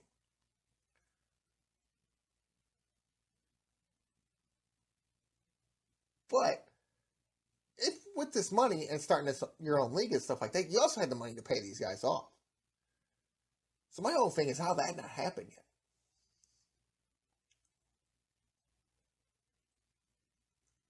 Is I think that if you're going to restart this league and somebody has some kind of ownership to it, you probably should, throw them in on this deal a little bit. And I'm sure that, Fox is the large corporation, thought they were just kind of going to bully these guys around, and they're like, definitely in this kind of day, hey, we'll sue you. We'll get what's ours.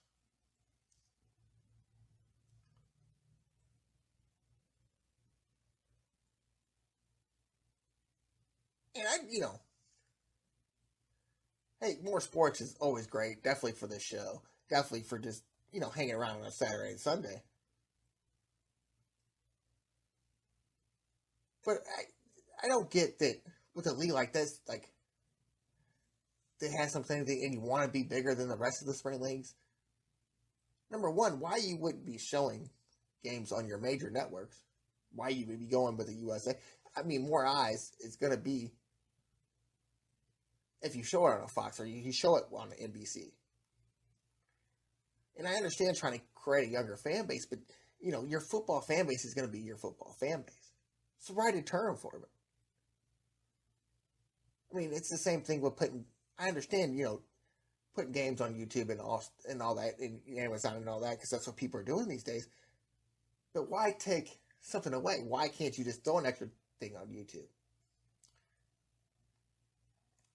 Why can't Fox work out something with YouTube, or why can't I understand Amazon not doing it with Google, but why can't Google and or Amazon and somebody else work something out?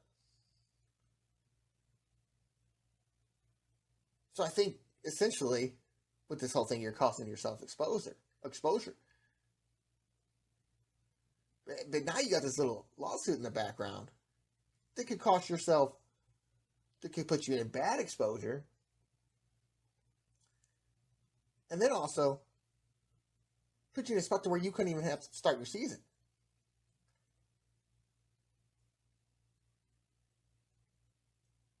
So I just don't understand how this wasn't all worked out before you even started putting as much as you put out, or definitely advertising how you've advertised it. And I'm not saying the great mind in the world that knows how all of these things work, but I'm sure if I had the money that Fox had, that I wouldn't worry about this.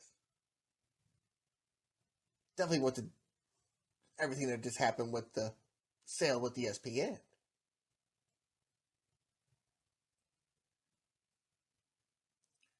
And like, I understand what Fox is trying to do, and they're trying to put more products in their television to try to be better than everything else. But this ain't the way to do it if you're just going to steal something from somebody.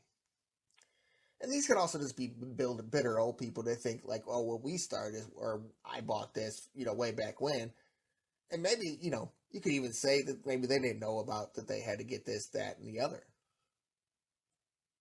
Like, it's crazy to think like this was a few days ago. And the next stuff, the USFL is acting like it was never even a problem. They just made a new release.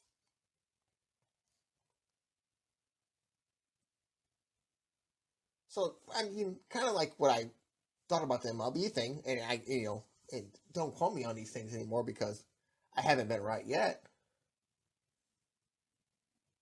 But I think this is kind of something that's going to blow over. I think you're going to kind of figure out that either somebody's bitter or Fox Sports is going to spend some money here and pay off these people that think that they own the rights, or maybe even do own the rights. And maybe this is this little hush hush thing where you're like, you know what, we did our due diligence stuff. You're putting us in a position. Let's just kind of maybe hush this off.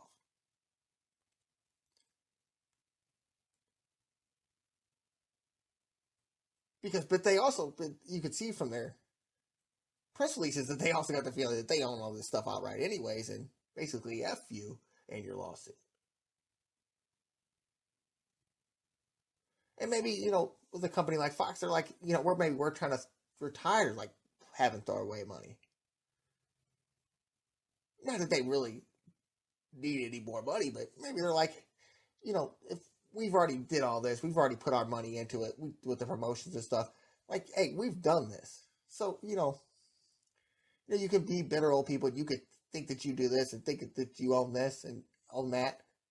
But hey, this is ours now. So, get over it. I'm sure that this sooner or later is just going to be a thrown under the rug thing where you're going to see this lawsuit and you're going to be like, oh, you remember that? Then you're going to see the USFL playing, and I'll probably be the only one to think, whatever happened with that lawsuit? And I'll buy, and it's funny because I do sometimes check up on these things.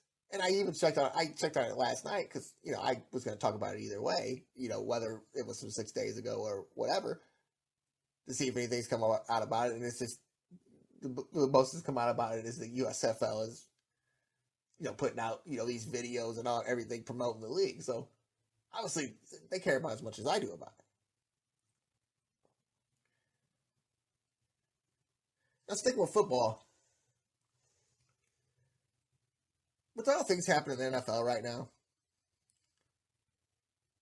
this you gotta be thinking that Roger Goodell's going crazy. And today was actually a good day for him, and we'll get into that because it kind of took some news off him. The Falcons receiver Calvin Ridley was suspended for the year for gambling. Now this is a whole crazy story. Like, just to think about how it happened, and all that. Essentially, Calvin Ridley went and did a 3, 5, and 18 parlay, spent $1,500, and voted for the Falcons to win at a sports book that was only open for a month because Florida has weird laws. And, there's another state that, of course it's Florida, and I'm not going to get into Florida politics because I don't know. But hey, let's not get any money. Let's not let anybody have fun. We have to control it. We have these rules, and blah blah blah blah blah blah blah blah. But anyways, so he goes and bets at a casino at the Hard Rock Sportsbook in Florida, and a firm that the NFL has put in charge of finding things like this actually reported to the NFL that while he was out being injured and wasn't with the team, and said at the time he couldn't even watch football, that he made this bet on games.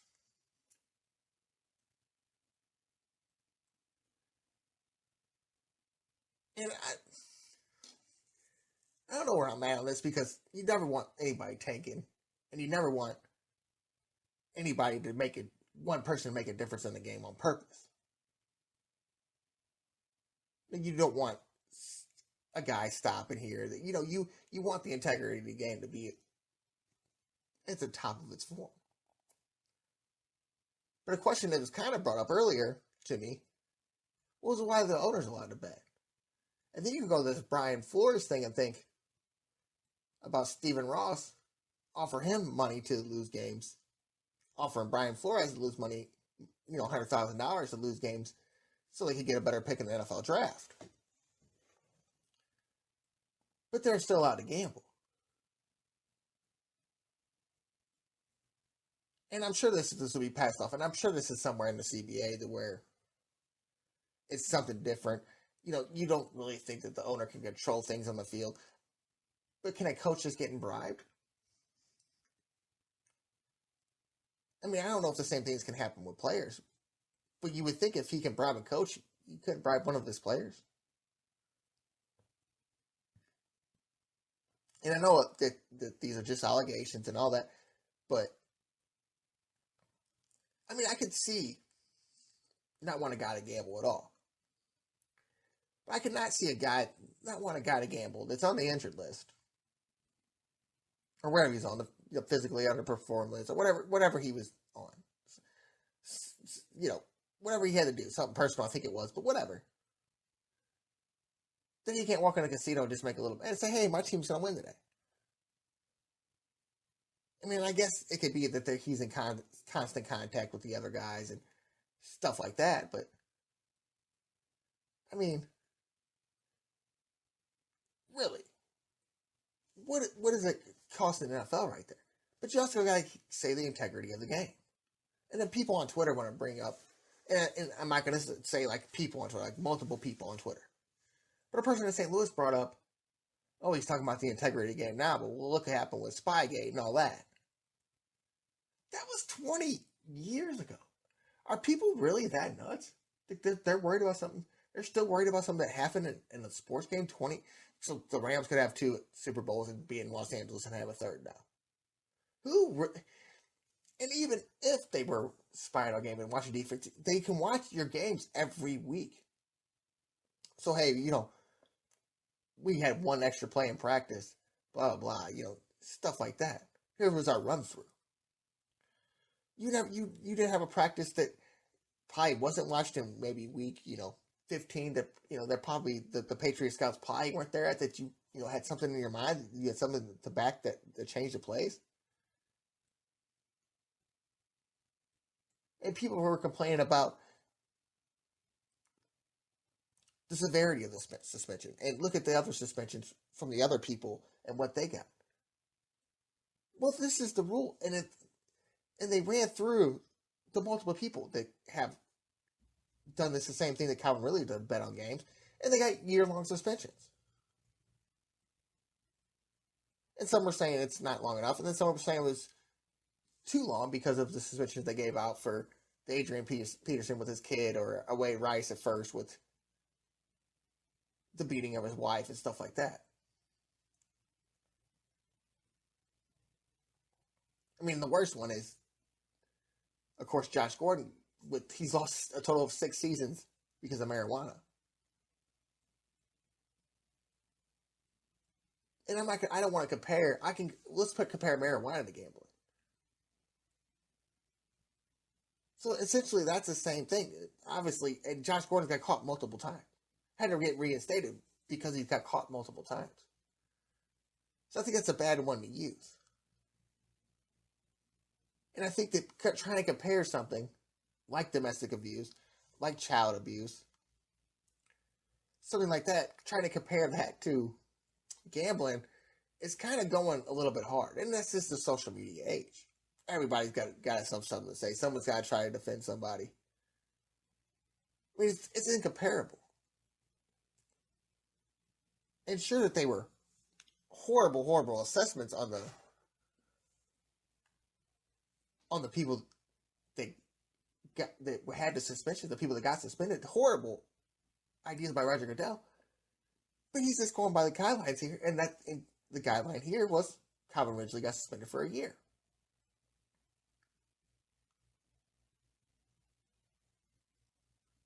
So the only big deal you can see here is that, well, everybody else is doing it, so why can't he? I don't think that the severity of the suspension or anything else should even be mentioned.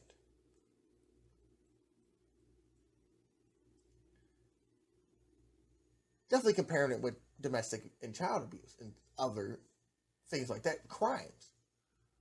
Vehicular homicide was one of them. I mean, you're comparing crimes to something that's legal in most places. So I think that those are two incomparable things that should never have been compared.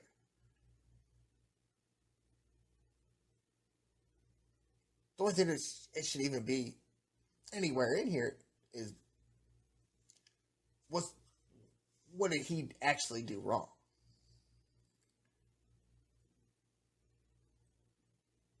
And the thing is you betting on your team in that situation is wrong. I mean, not in ruining it just ruins the thought of integrity. It might not never have even remotely ruined integrity of any game. It just puts a thought in people's minds, and this is the last thing you want to do.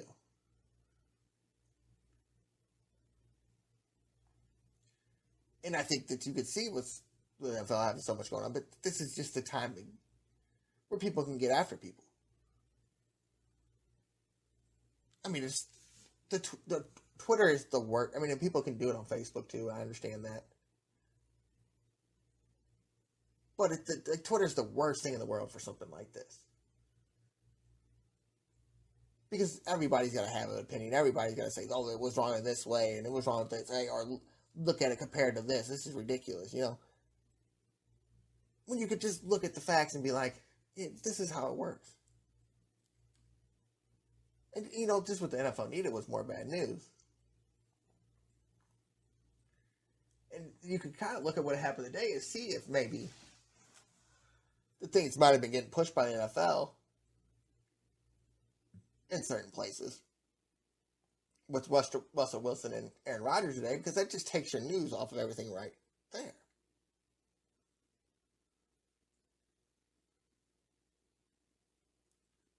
And with the whole Green Bay thing, with Aaron Rodgers resigning and franchising Devontae Adams, which I think you had to do with Devontae. You have to do something with the best receiver in the league. You had to keep him somehow. Definitely if you're going to keep Aaron Rodgers around. And then people complain, well, George loves a wasted draft pick. Well, you drafted George Love as a just-in-case thing. He hasn't had to be your just-in-case thing. So what is the point of people complaining about? Well, it's a waste of a draft pick. Well, there's a lot of things that are a waste of a draft pick. And maybe they could have picked something better. But you're not going to keep the NFL MVP. I mean, are you really contemplating that in your mind? Are you really contemplating not keeping the best player in the league? I mean, it highly doesn't make any sense. And I'm sure that the Broncos got trade offers and were like, I don't think that's worth it. Because we know what he can be. Definitely we keep Adams around. And Aaron Rodgers is one of my favorite players in the game. I'm not going to, get on his beliefs and blah, blah, blah. I watch football for players. I watch football to watch football.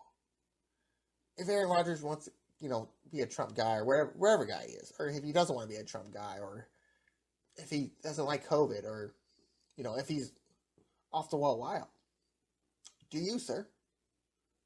I mean, look at a guy like Antonio Brown talking about him and Kanye are going to buy the Denver Broncos today.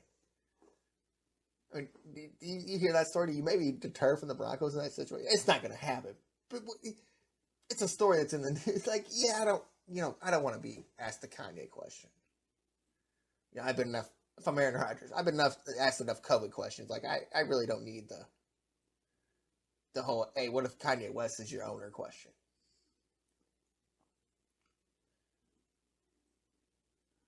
So I think this is just the smartest move you can make if you're the Green Bay Packers, because you're not going to get what you think he's worth. You still don't know what you got in Jordan Love, just like you never knew what you got in Aaron Rodgers. I mean, how much do you want to say that Aaron Rodgers was a wasted pick, even though he had to sit behind Brett Favre for so many years? I mean, and people think, do you really think that Aaron Rodgers is going to play to 42? Do you really think a 4-year contract? And if he's in that situation where he can't, and great, and fine and dandy, like Brady was. And the NFL has made it so much easier for you to play to your, in your 40s, because they've taken away all the hits from the quarterback and stuff like that. They basically made it a penalty to even touch the guy.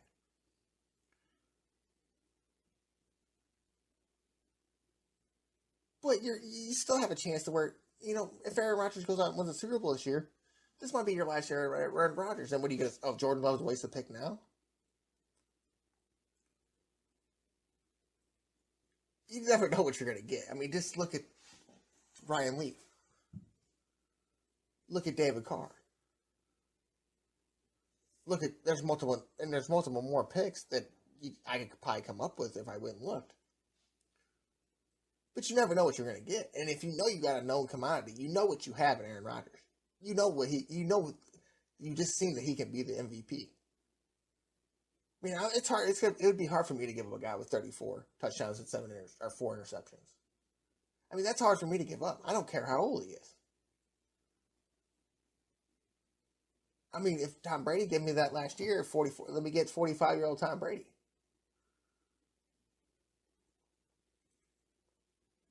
If David Carr got me that last year, or his brother got me that last year, let me get them.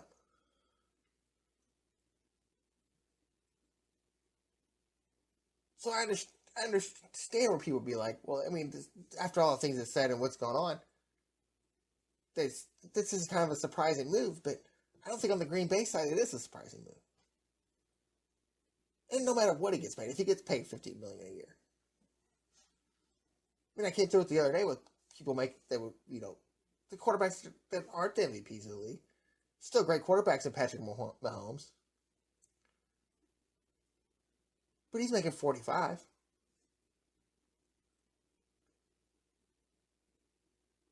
And with the salary cap at the highest it's ever been, which is crazy that MLB the players want theirs to go up so high and be the highest rated, essentially, salary cap in the league, you have the money to spend now.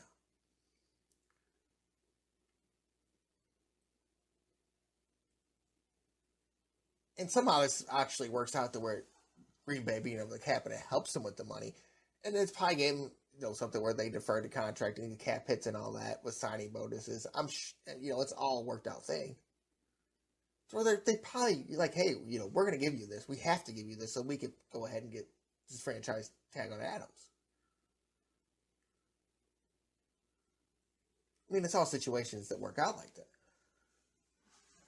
But for people to even remotely think that Green Bay shouldn't even thought about this is off the wall crazy to me. Like, I'm signing that guy. I'm signing Aaron Rodgers. Because I don't know what else I'm going to get. I don't know what I have. I don't know who I'm... if Mitch Trubisky is the big guy out here, yeah, and I don't know what I have in Jordan Love, and I don't know, and I really don't have the salary cap to go get anybody else. And I can work out something where I get the best quarterback in the league, and I can work out something where it helps my salary cap, then yeah, I'm probably taking that guy.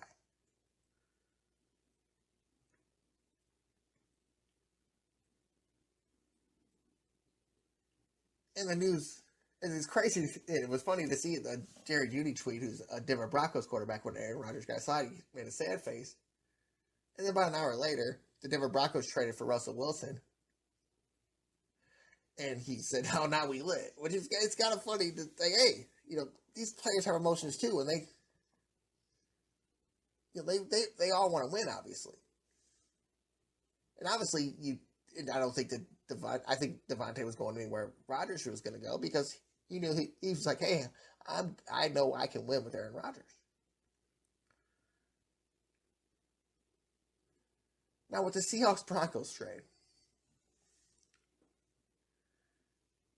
kind of caught me off guard. It's the whole Russell Wilson thing has caught me off guard the whole time. Because you got Pete Carroll, who's 76, 77 years old. You got Russell Wilson, who's 33. And you do got, some talent down there in Seattle. To where I thought they were probably going to go out, and this was going to be the last swan song for Russell and Pete. But I guess they're just thinking, hey, we'll go into rebuilding mode. Because I was listening to this ESPN earlier, and they were talking about the Seahawks after the trade. Didn't think that anybody in the draft was good enough to play on their team this year. And their best quarterback was Drew Lock, and their second best quarterback, which you could 50-50 from their career so far, was Geno Smith. Now, why I think this is a bad trade for both sides is, Russell Wilson goes to a team that needs a quarterback, and they have great wide receivers with Jerry Jeudy and Tim Patrick and Sutherland. But you took one of his biggest targets away. And if you're Seattle, you get the 9th pick in this year's draft, and you get, another first-round pick. You get a couple first-round picks, and you get, you build on some picks in this. But you get a quarterback that maybe hasn't proven himself yet, but maybe you think you could build. And then you take away one of Denver's best targets in Noah Fant. And now you got an established tight end. And now you leave them with I'm not going to try to say his name, but look up Albert O from Mizzou, which is not your best tight end on the team. And just comparably, Noah Fant had almost 70 catches this year, and Albert O had 33. Noah Fant had 670 yards and 4 touchdowns. I mean, now you just took one of your biggest targets away. And I understand what the league's turning to a more of a passing league, and more of a spread offense league. But you're still going to have to run the ball. And they still have a running game with Melvin Gordon and Javonte Williams. Both almost 1,000-yard backs last year. Both had 900 yards rushing. Crazy to think about it. And I think it was about the same on the Rams, too. Just crazy to think that you have two guys that almost rush for 1,000 yards on a team. And that team that needed it. And now you add a dynamic quarterback and Russell Wilson to that mix and have the right receivers to give him some options. But I think when you take one of their targets away, and the tight ends are starting to become them guys. There are more of the guys that are almost like slot receivers. The guys that go out there when you need a first down, or you need a guy to dump it off to when you can't find a guy deep. And you kind of took one of them targets away.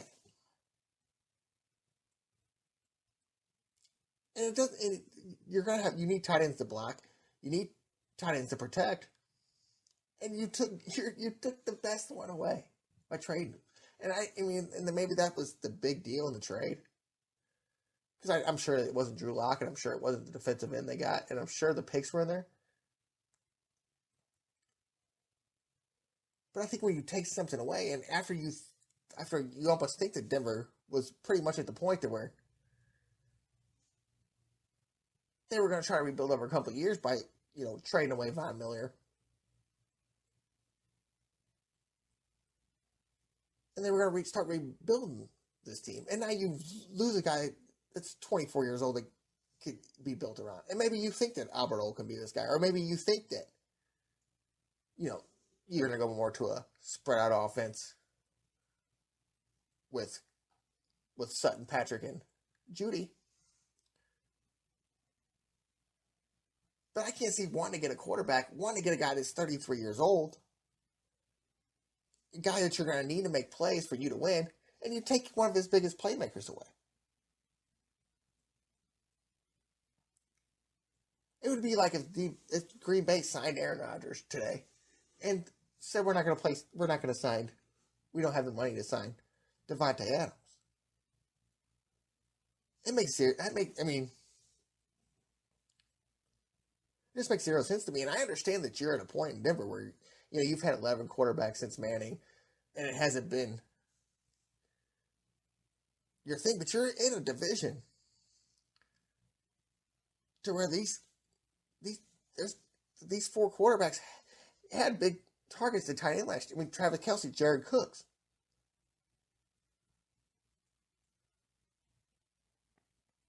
I mean, then you're going against Patrick Mahomes, you're going against Carr, you're going against Justin Herbert with an older quarterback, and you took one of his targets away. Makes absolutely no effing sense. At 33 years old, I can understand if Russell Wilson was a younger quarterback. If you were trying to maybe go get a younger guy and build around him. But, you're not going to build around a Russell Wilson. To me.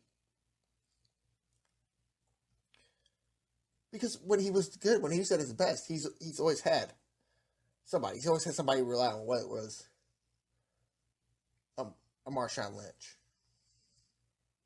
And Doug Baldwin in his early years, even though Doug Baldwin, you wouldn't say is one of the top receivers in the league. But wouldn't you want him to have as much people to rely on as you possibly could? And maybe there's something going on in Seattle we don't know about, where they're like, hey, we need this guy Noah Fant.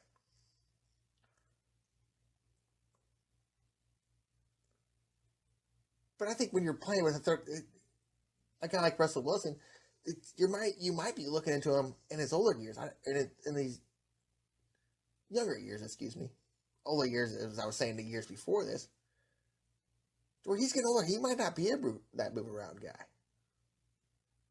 And I just don't think Russell Wilson is the quarterback that Aaron Rodgers is, that can maybe play a spread offense and get the ball out quick and get the ball out. I just don't think Russell Wilson's that guy.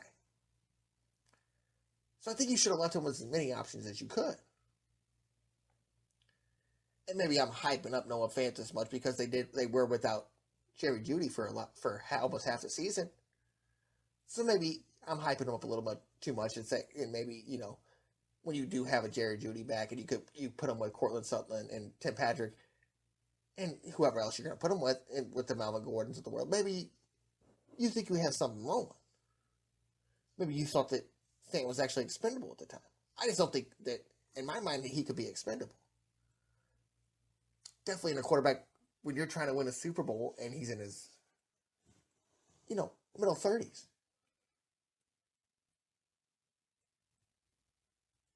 Because I think, like I was saying with the Blues earlier, because they're all about there in their 30s. He's 33, and the Blues are right there with the 31, 32, 33 years old. But in football, with so much change and the quarterbacks that come out now, you're putting yourself in a smaller window. Because you do have the Mac Jones coming around. And you have 3 just in your division. If a guy ever, like a Tua catches on in Miami, or a Deshaun Watson comes back to Texas after all this is going on. A Josh Allen. I mean, you don't have this big old window because these quarterbacks can only get better.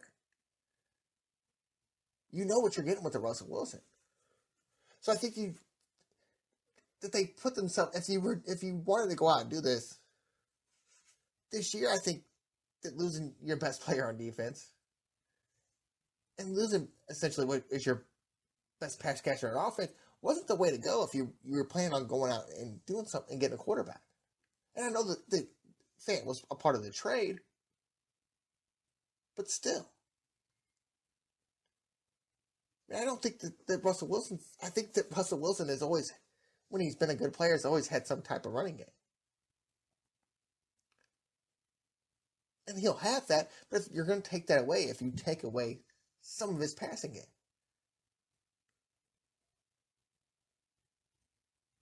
And I just don't think I don't know. I mean, I think with your window's so small in the NFL with all the new quarterbacks and everything like that. Because the quarterback is the person that changes the team. If you don't have a quarterback, you don't win. Look at the Rams. Look at the Broncos.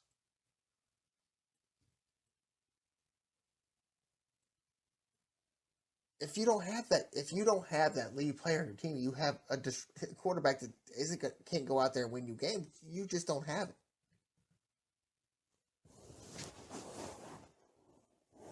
And you're putting the guy in a position at the age he is to go out there and have to win you football games.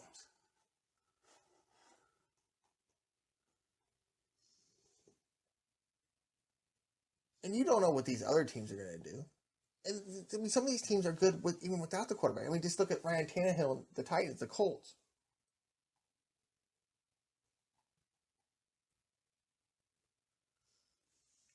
I mean, I totally forgot about Joe Burrow and the Bengals. I mean, you've put Lamar Jackson in Jacksonville. If Baker Mayfield ever comes around.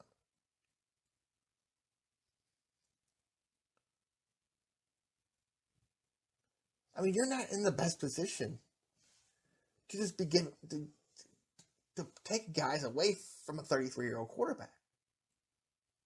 And I'd be saying the same thing if I heard the same thing. Well, we can't afford Davante Adams because of Aaron Rodgers. And I'm sure that Aaron Rodgers wouldn't come back unless they found a way to get Davante Adams. I mean, I think that was a 1A or 1B, 1A, 1B thing right there. So for the NFL, it bodes well because it kind of takes you off everything that's going on, down from the St. Louis lawsuit to the Brian Flores thing to the John Gruden stuff to the Calvin Ridley stuff. It kind of put a different thing on the NFL by seeing these big trades. But I just don't think this was a great day for the Broncos. I mean, unless you go out there. I mean, there's people out in free agency. I mean, the Zach Ertz. I doubt Gronkowski. I think Gronkowski is kind of a Brady. Is wherever Brady goes, he's going. I think he's kind of the Davante Adams of Tom Brady. I think that Gronkowski's going to retire. But there's still a Zach Ertz out there. Zach Randolph's out there. Or Kyle Rudolph's out there. I said Zach Randolph. Look at me. Kyle Rudolph. There's some guys out there that maybe can get that job done. But I think I would have taken the guy that you see doing it on your team. But you don't know how this is going to turn out for the Broncos. I mean, you essentially don't know how this is going to turn out for Green Bay because it's not just like it's all easy peasy for Green Bay. I mean, you do lose Tom Brady. I mean, it's a much easier path. Because the only real teams with quarterbacks are the Rams with Stafford and you could say Prescott with the Cowboys. And then Kyler Murray with the Cardinals. I don't even know if I count Zach Prescott in there. So I think you're smart in that decision because of where you're at. If you're the Green Bay Packers, because when you don't know what you have with Jordan Love, then you see you're at the shot right now where hey, we still have a chance. And Aaron Rodgers probably looked at going to the Broncos and being like, hey, that's a hard role. And I don't believe that Aaron Rodgers is this guy that, doesn't have any confidence in himself. But I do believe that you could definitely say, hey, that might not be the easier path to go, bro. You know what I'm saying? Hey, we could go in this division and we could just kind of run the table again. Like the best quarterback in your division, in the league, right, or in your division for sure is Kirk Cousins, and he might be up there, with every other quarterback in the league, except for the Kyler Murrays and Matt Stafford. I mean, he might be, then Aaron Rodgers. He might be fourth in the whole NFC. Then you look at your division, you got three right there on top of you. And then you still got to go, if you go to the playoffs, go through the Josh Allens, Joe Burrows of the world. Mac Jones, if he gets there. So I think this could be a situation where the Broncos are in of what could have been a situation. If we would have found a way to get Rodgers, but we only got Russell Wilson. Because it's not always peachy when someone leaves what they're used to. It works out for some people. Kurt Warner. But it works out for a lot less people. Tom Brady. I mean, but look at Cam Newton, and Cam Newton was already falling downhill. But that's an example. That's an example of Russell Wilson. He hasn't fallen off the cliff like Cam Newton was. But it's almost essentially the same thing. Carolina wanted to move on. Seattle, for some reason, wanted to move on. And,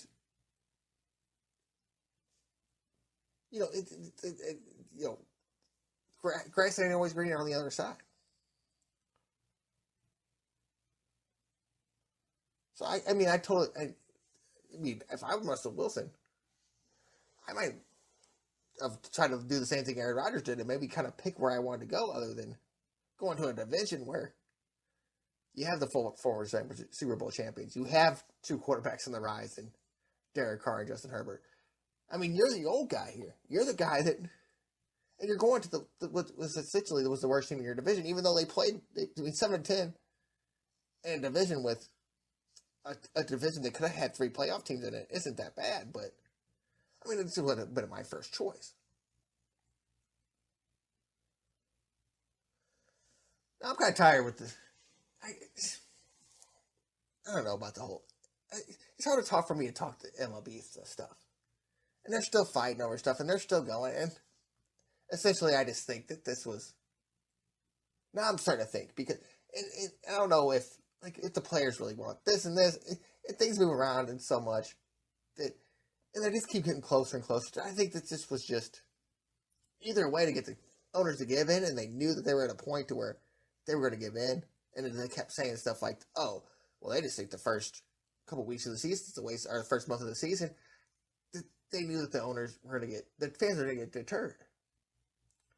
And that was going to go against the owners. Now, that's my only thought, since my original thought, and still my original thought, that they didn't need this time. That the later the better. Let's get as much vacation time as we had. We'll fit all this in somehow. We'll knock it down to 154 and we'll pay you for 162 and we'll honor your contracts. And I just have a feeling there's an agreement inside of an agreement. And it's kind of like you feel like there was with the Rams, there was already an agreement for them to move inside of agreement, even though you heard that the first agreement was that they weren't moving because of the vote. But it's kind of there was an agreement that was already made behind the scenes. It was kind of like, yeah, we're going to do this, don't worry. And I kind of feel like it's the same way with MLB and the players. Or when you're getting more vacation time, you have to spend more time at home with your family and stuff like that. You're going to get more money for the playoff money now. Because that seemed like a thing that was never going to happen. And now all of a sudden, 12 teams. Yeah, let's go. Let's get it. You know what I'm saying? And now the things just keep creeping on one side and keep creeping on the other side. We said we canceled the first 2 weeks of games, but it's been a week now, and we could still get that 162 in. And I 100% almost guarantee that 162 games whenever we play it again, unless there's some magical illusion that they're playing on us. Because they definitely, with the way that they're moving the deadline, you could see that maybe they wouldn't keep moving deadlines. They wouldn't allow deadlines to move. They wouldn't be talking like that there was so much animosity that's just being said. And maybe some players are lying to the other players, saying, "Oh, there's nothing close," and I don't like this deal either. When they get told they don't like a deal. And I'm sure how it's going to rule out in this one is majority's going to rule. So not everybody's going to agree to the deal, and that's just how the world works.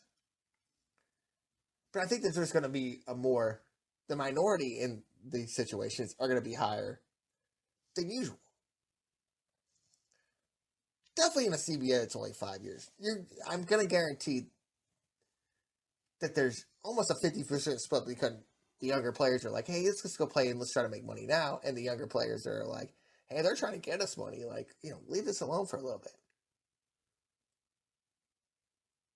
But I'm sure that these couple guys that are sitting around and making 20 million to 43 million a year are kind of just sitting back saying, hey, I'll take all the time I get. I got my contract. And, I'm assured that we're going to get paid for our 162 no matter what.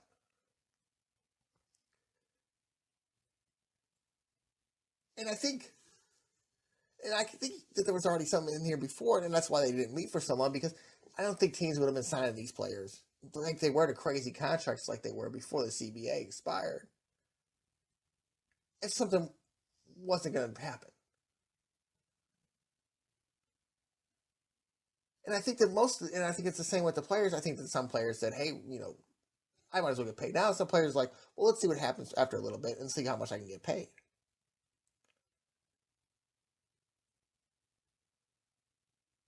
Because I don't think this has deterred anybody quite from baseball yet, unless you're just an absolute nut.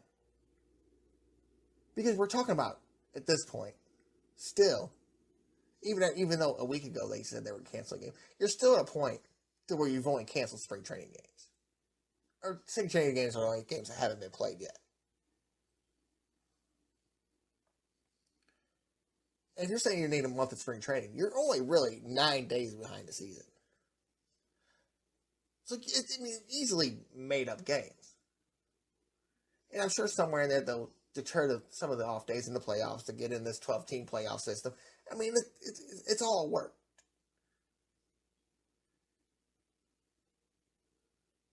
It's basically, I think it's just a flash before I. They're just, let's read this. Hey, yeah, this is what's going on. Wink, wink. Rob Manfred playing on his golf swing and saying, oh, yeah, we're going to get this done. We promise. Wink, wink. We're going to get this done today. Oh, next. No. Yeah, we're going to cancel games today, but, next week. Oh, this is the exact day, though. It's just, I can say a lot of things. I can say I'm going to do this podcast on certain days this week, but I can move deadlines. And that's essentially what has been done this whole time with the MLB thing.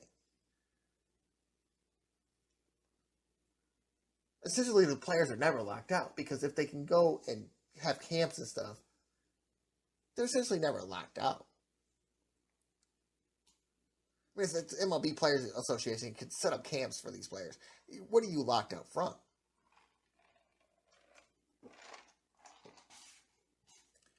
Because if I had a $20 million guy and he's out there doing stuff on his own, I don't care what if it ain't. No, we have a contract. You play for me. Your contract is for me. I don't need you hurting yourself when I pay you this kind of money.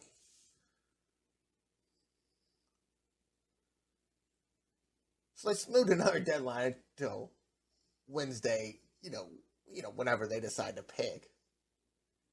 It's supposed to be Tuesday at midnight. Now it's going to be Wednesday. So essentially, it's a moving target. It's like the Rams relocation suit. Just a moving target. This is moving guidelines.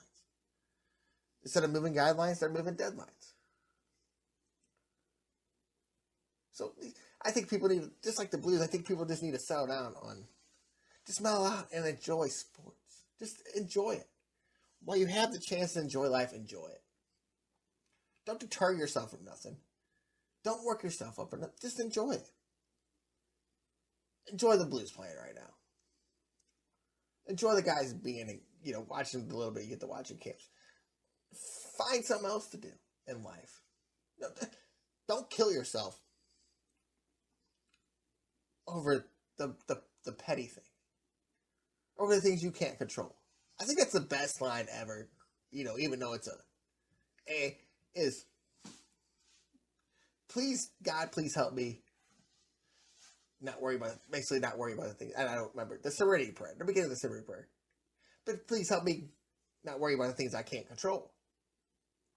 And I think that should be everybody's life lesson.